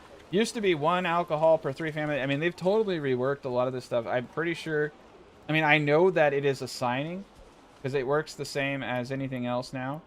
But it's, yeah, it's, and that's another thing about double burgers plots is I am fairly confident that the entertainment, well, wait, it's like marketplaces. The entertainment bonus is availability, but consumption, and these bonuses are always a different mechanic. So if consumption still could technically be 1 per 3 families, but I'm gonna go ask about that tomorrow. I need to actually get an answer on that one. So we're at 100% drunk in this town now. 4 families is actually way more than enough. I only needed 3. I thought I was going off of 3s. 1 family can do about 0.75 Morgans, and this is only 2, so we do actually only need 3 families there. All right, people are good. Good. We'll keep getting people, and then we'll get the honey. I love the way that the tier 3 houses look. Always look great. The whole town starts to look a lot less poor when you get the tier 3 homes in. It's like, oh, this place isn't such a shithole. Like, this is nice. Looks a lot more like a actual town. I have nothing but... Did you ask if I made any new guides for the new patch? Yeah, go check my page out. I have 2 perfect start guides. I have a full food guide. I have multiple new burgers. Yeah, I probably have made more content than I've ever made for Manor Lords on the new patch. A shitload of guides. I have a whole food consumption guide. It only has like 5,000 views, which goes over how markets work, and I made that with the alpha testers. And I spent like a whole Sunday going over all that. That shit is completely 100% accurate. I went over every detail. So that's a good guide. I'm going to be working a lot with the alpha testers of this game to fact check myself. So I have, a lot of data, and I'm constantly reflecting on that with other people now. It's definitely helped me ensure good information. It's really easy to be wrong, so you got to work really hard to make sure information is relevant and up to date. All my stuff is up to date now, though. So yeah, that is an awesome looking field. I like this setup. That's probably the thumbnail right there. It's a good one. We're gonna take a picture.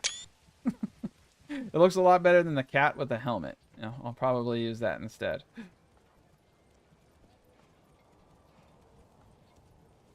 They're much better. They're much better than Benders. This is the Brondo. This thing is stupid powerful.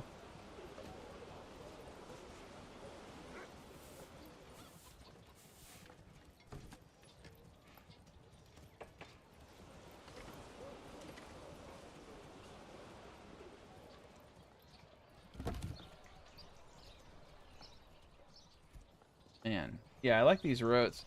The farming is like probably the most, like when you set up a farm, I think it really makes the game look a lot more alive. That is one thing about the farms is they definitely set the vibe.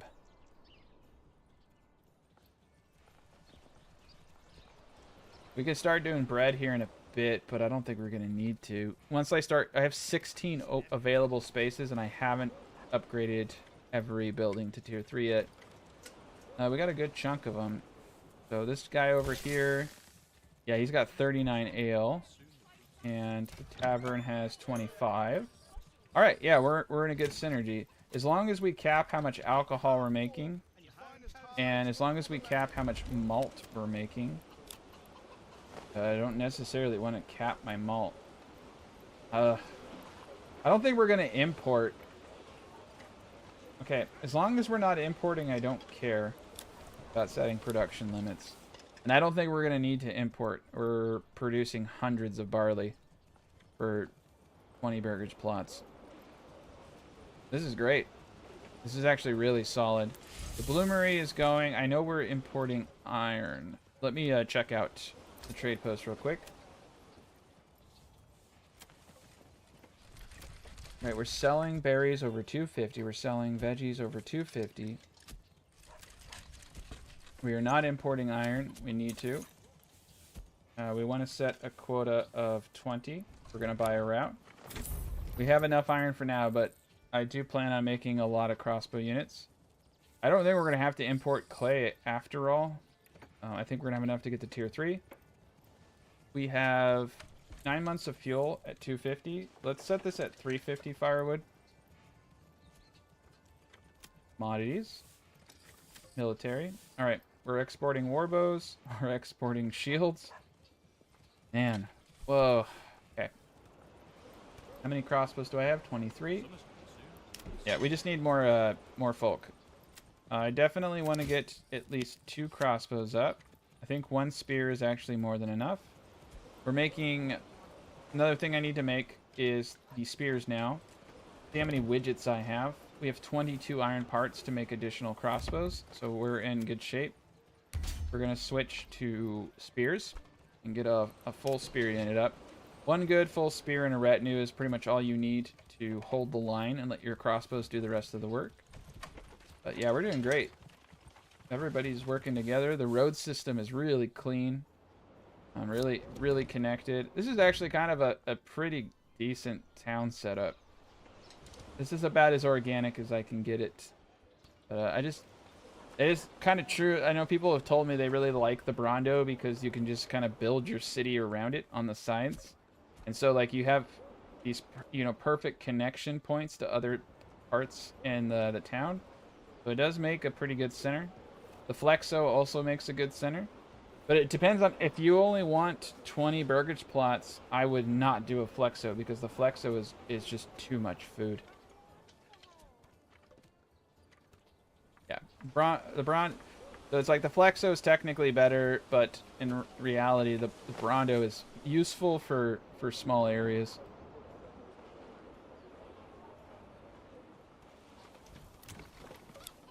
Tier 3, these guys.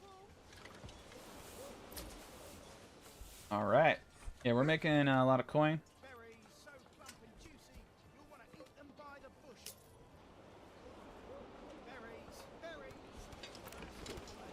If your industry is not producing an item, have you? You're saying your boyar's not making crossbows. Have you reloaded the game? I've had my entire industry breakdown and reloading fixed it. I've had the same thing where they weren't making crossbows, and I just reloaded it.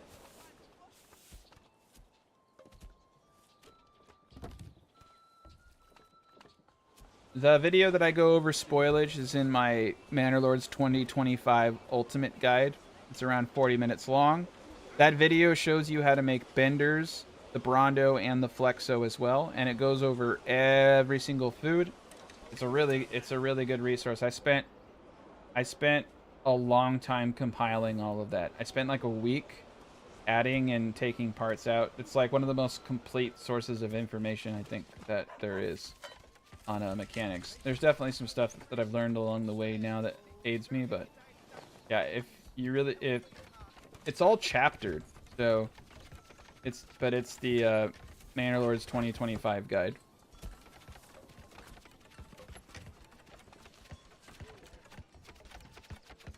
Yep, I keep telling people, if you're doing everything right and it's not working, save and reload. Don't do anything fancy, don't try anything fancy. And then if that doesn't work, then there are other things. But saving and reloading is going to fix your problem like the majority of the time. Alright. These tier 3s. Oof. Boards. Alright, we went through a lot of boards. Yeah, we're going through a lot of boards in general. Alright, so that's... We built a second storehouse here. Cool. I've never noticed... I know they said they fixed it so two people in a saw pit actually work well together, but I've never noticed it to work at all. Right, we have two people over here. We're having a hard time. This is not a terribly great map for wood, but it's also not the worst. Alright, cool. We just spent a lot of wood.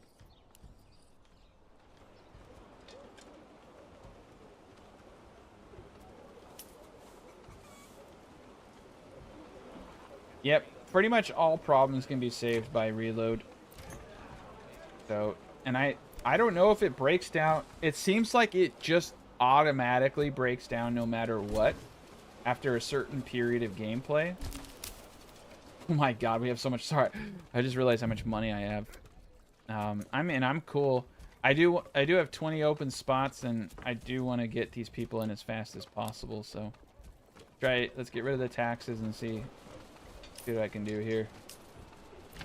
I want to get 2 families. Perfect. I might need... we should only need... Oof. Yeah, so we have an inefficiency because Yeah.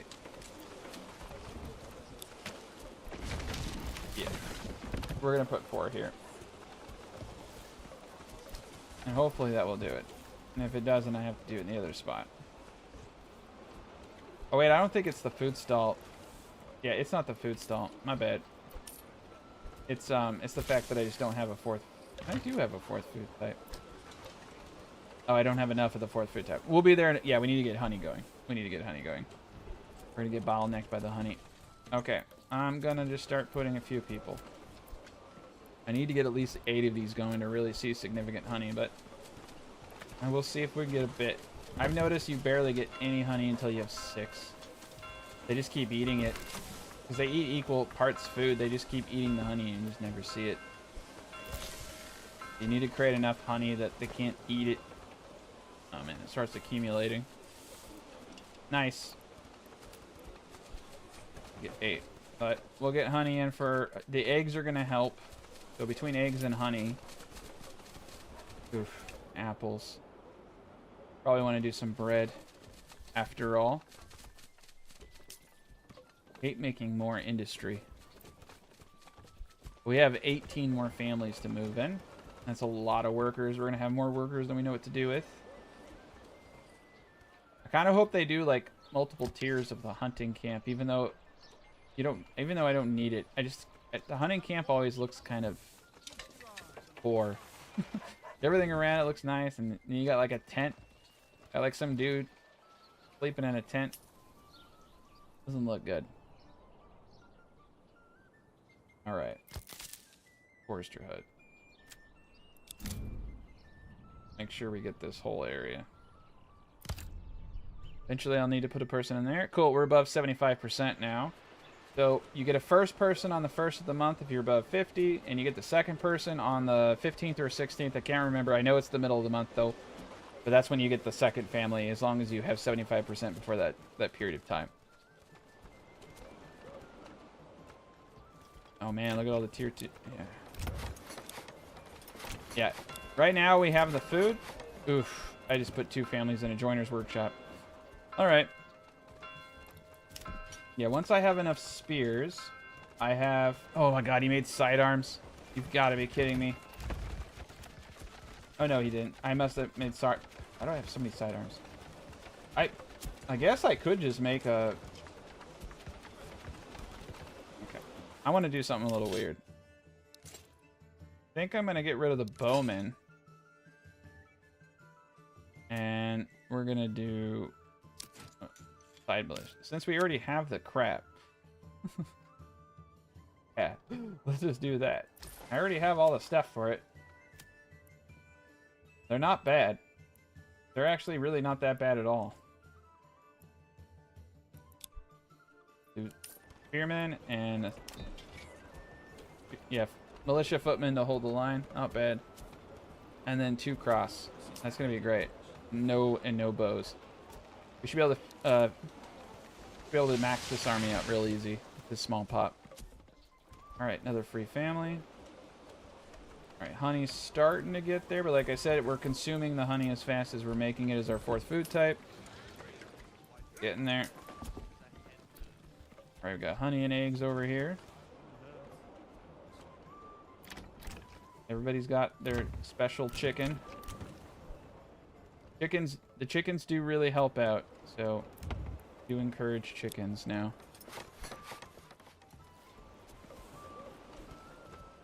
You're not going to do anything else with that backyard extension, unless you want to do, you know, sell leather.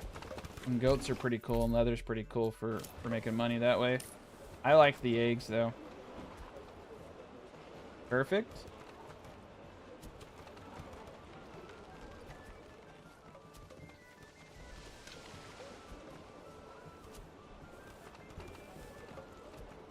Kind of interesting we haven't been attacked yet.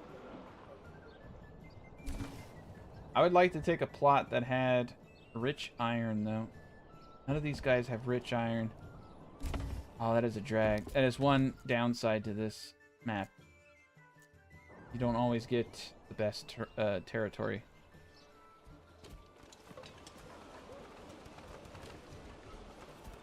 Let's screw it. We're going tier 3 across the board. Alright, so that's a full tier 3 20 burgage plot city. Alright, we got 2 more. Perfect. We should start to... Oh, we're not going to accumulate honey because we're running out of apples. Once we get a good apple harvest, we should start seeing that honey go up. Look at it go. But the days go... Like I said, you get a max of 2 per day. The days go by a lot faster than you think. And some of these have honey that's already been produced, but they just haven't been picked up. So you gotta get your guy to come over with his little wagon and get everything. He went straight to the food stall with that honey. That's cool. So we actually have quite a bit of honey. It's just accumulating in the market stall. There's your current total goods stored, and then there's surplus. So total goods, you can see the honey's going up. Yeah. So we're at 6, or sorry, we're at 8. It's honest. I don't know what it is, but like once you hit 8, you just really start to crank up the honey. So we're in positive honey territory at 8. 9, 10, 11, 12, 13, 14. Total 12 is the sweet spot for honey. We're going to start mass producing honey, though, and sell it. But yeah, the eggs are... What's cool is now we have veggies, berries, apples, and we will have honey in reasonable quantities. And the eggs are just going to reduce the... just like the general cost of other things. So the eggs are just kind of a bonus. Because it will eat everything equally. So that will decrease the rate of consumption of all other goods. And same with meat. Like every piece of meat we get is decreasing all that stuff. And because honey doesn't spoil, you really start to accumulate a lot of honey over time. Surplus 28. We're starting slowly. We're gaining honey. We're producing more honey than we're consuming, and so it's a big deal. Yeah, there come the apples. We should be producing about 500 apples with this setup, so I want to see that stuff pour in. All right. 4, 6. Okay. Yeah. 1, 2, 3, 4, 5, 6, 7, 8, 9, 10. All right. We're eating a lot of that honey. We're really struggling with the 4th food type right now. All those eggs that just came in are gonna really help us out, but I feel like actually what's happening is we're not able to get this honey out fast enough. But there's a lot of honey in here. Yep. Honeycomb. The honeycomb can still exist next to the honey though. That's one negative. I think we're gonna do 2 granary workers here, not for the stall, but I just really need an extra dude. He's also running all the alcohol stuff too. Oop. Yeah, the brewer needs to go to tier 3. All right, that's the last building for tier 3. We have 20 additional families. One more honey dude. Okay, I think we're in good shape.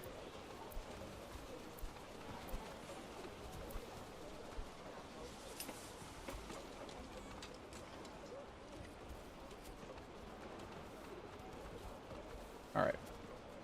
We're going to leave it alone for a bit, and we'll come back and look at the honey situation later. But, yeah, one of the reasons you don't accumulate honey is because they eat all foods equally, so, like, they're eating 5 apples, 5 veggies, 5 honey. Well, they're actually eating a split, 53. So they're actually eating almost 11 honey per month. And we should be producing around 20. Should be producing at least 20 honey per month. So we should slowly start to see honey accumulating 10 a month. Then it just starts to snowball. And then the eggs and everything else is also going to take away from that. So it's going to be more. But yeah, you can see now we're accumulating honey. Very good. I want to go crazy on the honey. I want to see if I can start getting a couple hundred more and start trading it. The barley, see if that comes in.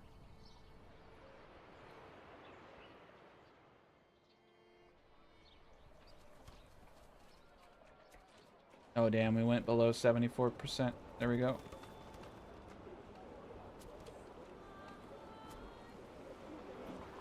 All right, cool. We're at a good equilibrium here. I think we got our spears where we want it.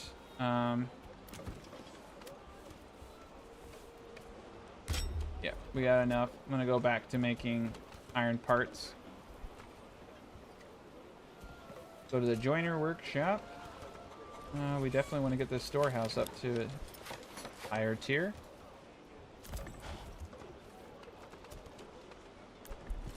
I don't believe we need anybody in the clay furnace anymore. The cob. It's the joiner. He's probably fine making large shields, and we could just sell large shields.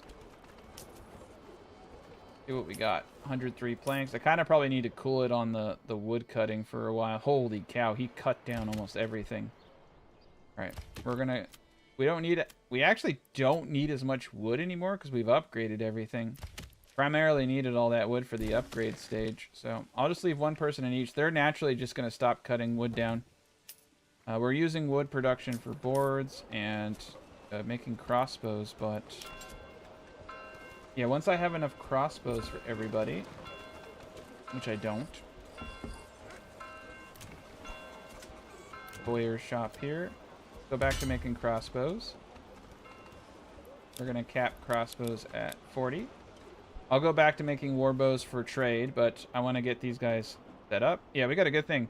Well, once we get all the families in, we'll have a 4-stack army. This 4-stack army is actually more than I need to take the Lord with mercs. You don't actually technically need a full army. These I don't think people realize how stupid OP 2 crossbow militia are. We have 3 units to hold everybody. You just throw your crossbows around and you shoot them from behind and you can take out armies.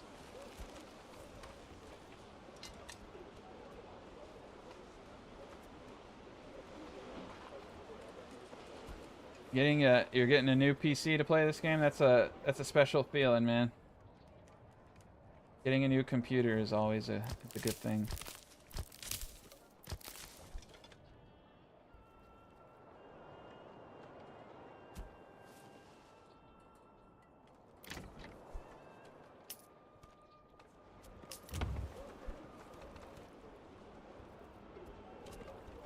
All right, you can see the families are starting to pour in now. So what I wanted to see is like how crazy can we get honey? I usually, like I said only do 8 to 12. So I'm going a little crazy now. You can see the honey's really starting to accumulate. Now we're at 63. It's just going to continue to accumulate because we're producing more than we're consuming. All right, cool. So we've hit that perfect equilibrium now. That's why I like the small cities. We have exactly as many granaries as we need. We actually only need 4. We have 5. Still saying we're at max, which is dumb. It's because we have one. It's because we have one dude doing nothing. Fuel, clothing, everything is 100%. It's so much easier now to hit 100%. You don't have to be that smart. If it's not 100%, you just add an extra worker and they do it. The new market system is just so much better than the old one. It's really clean. I like it a whole lot. It's made the game a lot more enjoyable for me because I don't have to sit there dialing all that stuff in as much. Just very simple. All right, we have a lot of malt. We have 94 malt. So on these 2 barley fields, I am making more alcohol than my town can consume. So again, another advantage to keeping your city small. I have all of these people right now doing honey. I still have 5 more people. I could do bread. I have absolutely no reason to do it outside of, honestly, if I were to do anything right now, go to the farm tool, I'd probably do flax. Simply because I can make linen, and I can trade linen for quite a bit of money. Let's go to the trade post. See if it tells me. Yeah, we can sell it for 4. We can make a lot of linen, though. Like a wooden part, I have to cut a tree down, yada yada. But with the linen, I mean... Yeah. And look at that flax fertility there. That's what I would do. I definitely would get into linen. We have 13 more families that are going to move in. So that puts us at 19 free families. We're going to start selling honey here soon. We're almost over 100 honey. Apples are good. Berries, we definitely need at least 6 families. So get that going. That's going to be a lot of berries. I'm probably skimping on how many granary workers, though, that I technically need to move these berries. So I'm just going to do 1 more granary worker here. The handicap comes when these pantries are full. So when these pantries are full, they're not going to get berries anymore. All right. Definitely want a 4th person.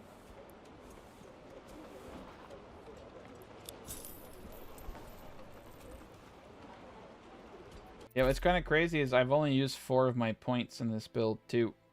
So I don't really know what to do with those other points.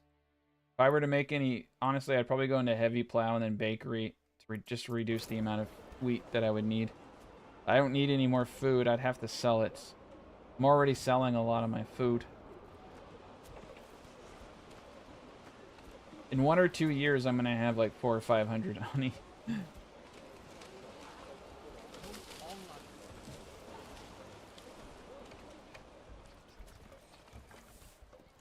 I've been playing this patch, which you were seeing, for the last 2 weeks. So if you watch anything I've made in the last 2 weeks, it's gonna have all the information on the new patch. I've already released entire guides on the new patch and everything that you need for 2025. So just go check out my channel and check out my guide page and look at anything I've posted in the last 2 weeks, and it's gonna be relevant. Damn, we have so much barley.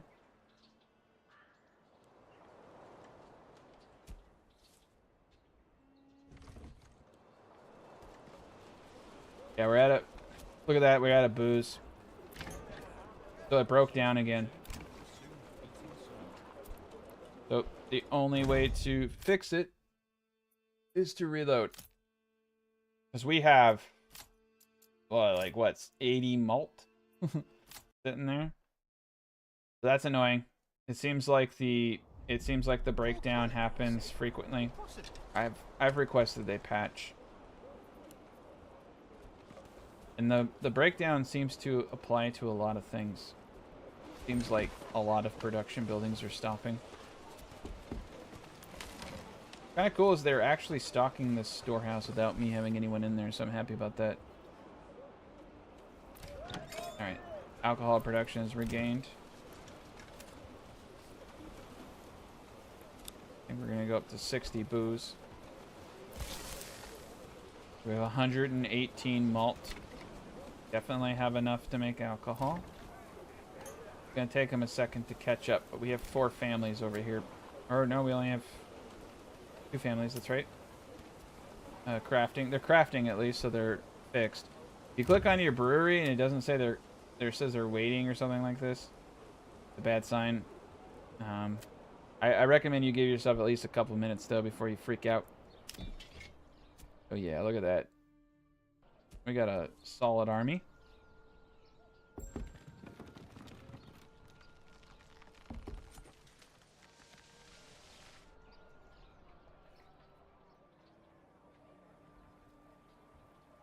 Yeah, we were really surprised they quote unquote patched it and then released it. I actually think that the patch made it worse. Because before I had it working pretty darn well. Just by doing a couple of things. I'm fairly confident that... I'm not fairly confident at all. I'm hopeful that they will work on patching this. I know he took a vote on the Discord if people wanted him to work on hot fixes or work on new content, and I... pretty adamant about saying who gives a shit what the vote is. It's like, these bugs are game breaking and they need to be fixed or people aren't gonna play it. And it's gonna hurt the game in the long run because if they leave the game in this state, people aren't gonna come back because they're not gonna have faith. You gotta patch this stuff. You gotta leave. You have to have the bugs are fine, but these are too severe. They're far too severe bugs to remain. We're getting back up there.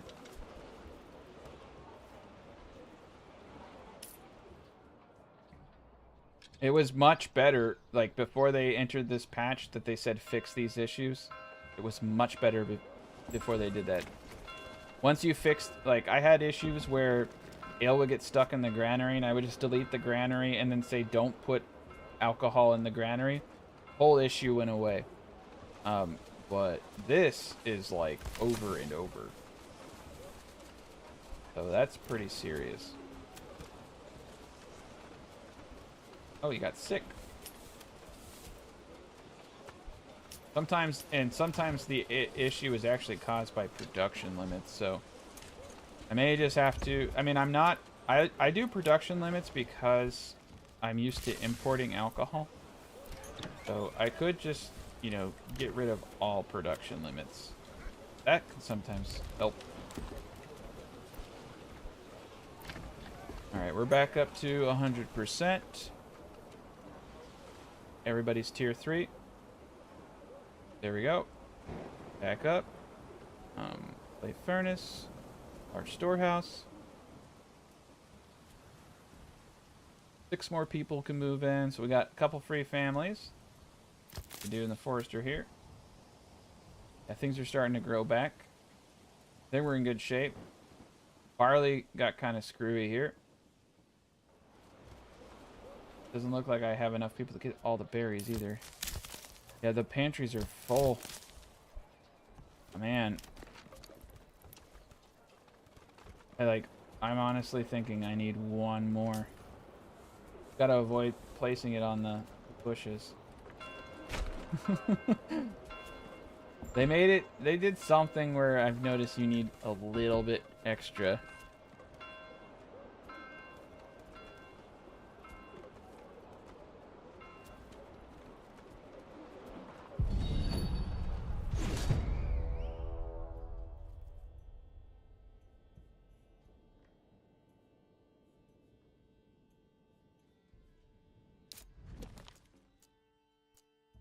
All right, we're getting attacked.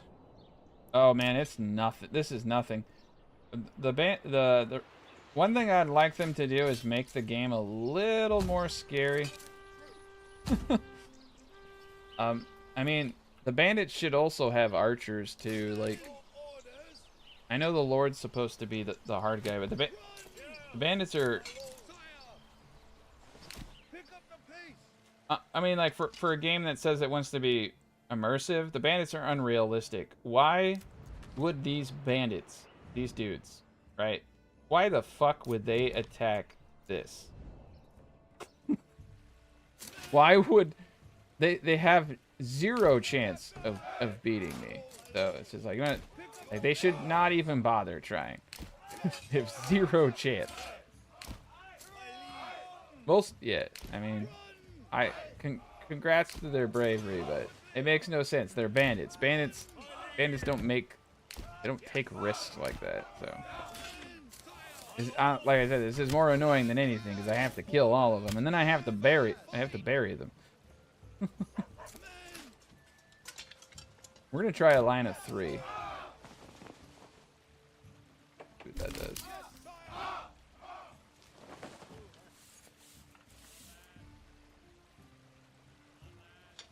Balance.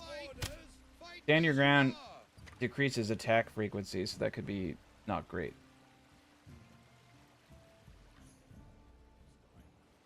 Yeah, the band. That's what I mean. Like, I want to be scared. Like, I don't like this. This doesn't scare me. Like, a bunch of dudes with clubs versus, you know. I mean, granted, I don't have armor on these individuals yet, but this is a lot more intimidating than what they're sending. Got heavy shields. We got. I mean, the militia footmen are not very. We need to get armor on these guys. They're pretty weak, but. These guys are, I don't know what these guys are doing. They're pissing me off. They're pathfinding issues.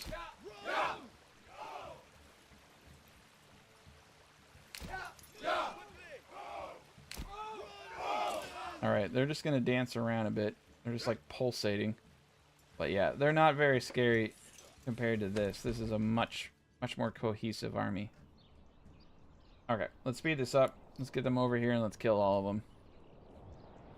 They might try to pitchfork some stuff, so I think I'm going to put... I always try to put my retinue up here. I don't care if the retinue die, because I have so much money. I mean, I could hire mercs, but I don't really need to. 1.1 thousand food, 182 honey. Apples are going down. All right, here they come. All right, they're coming right at us. Like I said, put your men in columns at 2. It does seem to be like the best way to do that stuff. Alright, here they come. They're about to all get shot up. First volley did not land too well. I've noticed that since this new little patch they put out yesterday, crossbows seem to be a little less accurate. They're not like supersonic missiles anymore. They kind of go in different directions, but you can still pretty much line them up like this, and they kill.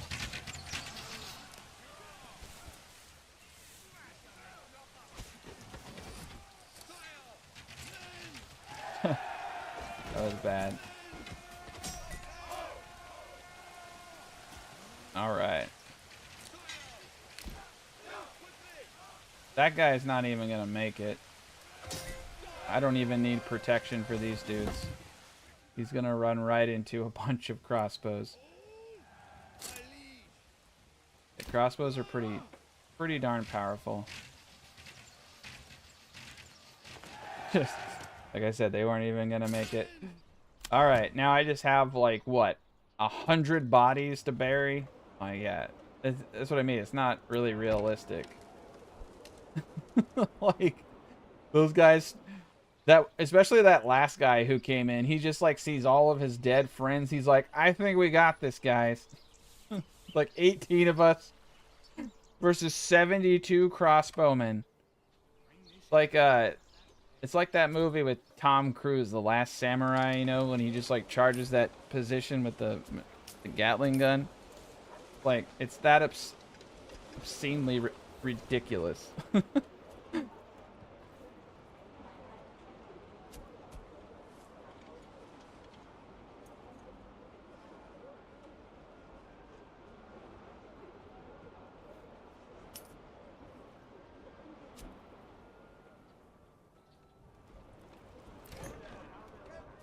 All right.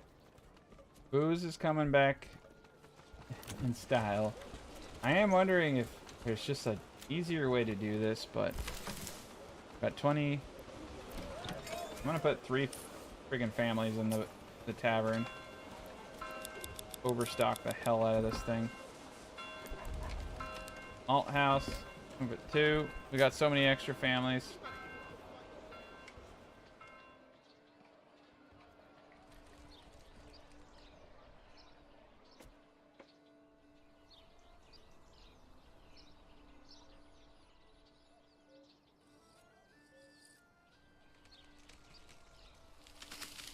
Yeah, it's looking pretty good. Oh man, we got a lot of money. I can start buying armor and stuff. But yeah, so I'm just selling bows. I'm not even selling the honey yet. I haven't even dialed the economy of this place. And it's pretty much off the rails. Honey's gonna really start coming in hot now. We're accumulating it really quickly. Ale is good. All right. Well, at least reloading. At least reloading works. I mean, I can. It's just another part of the game. And 3 families. It's crazy though. They really did make barley a lot easier on these smaller plots. But if you want to do big cities and Manor Lords, it usually becomes a challenge. I mean, I know the next patch is going to be a trade overhaul, so I think having a trade overhaul is going to make purchasing large amounts of barley for like, you know, 2,000 pop cities possible. But you would need, my God, you would need like, so I have 243 people. You would need like probably 8 times what you're seeing here for that population for like 2,000 people. You just need a lot. You need a whole region of barley.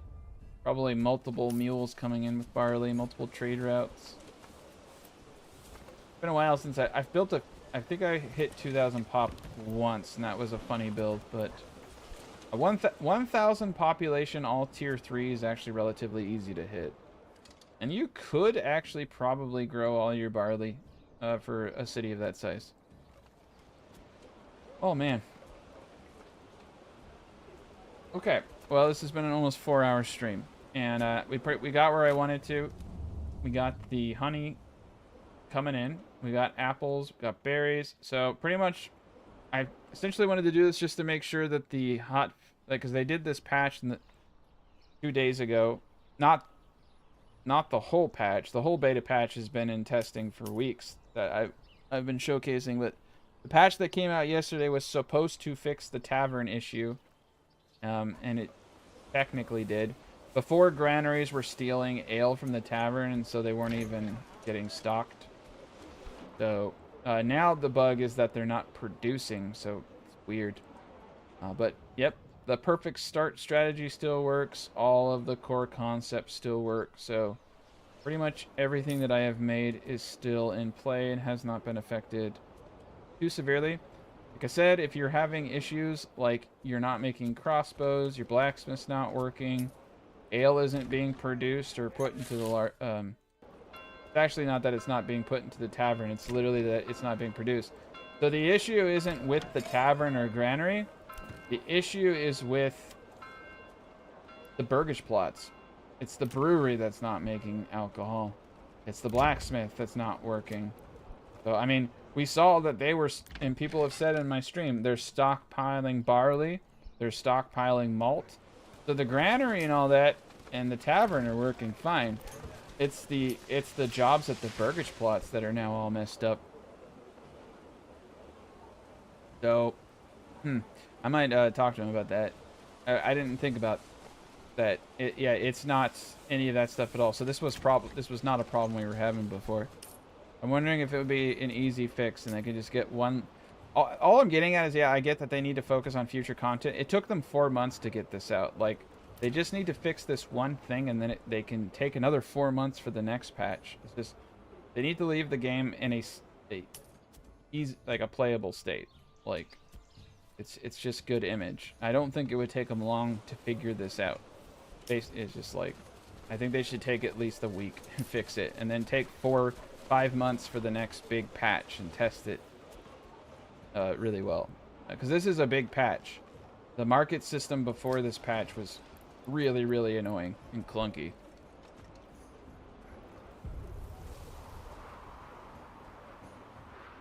All right. Well, that's gonna be it for this stream. I have no idea when my next video is gonna be. I'll have to wait until the moment presents itself, or I might work on some new designs, honestly. But everybody have a great rest of your night.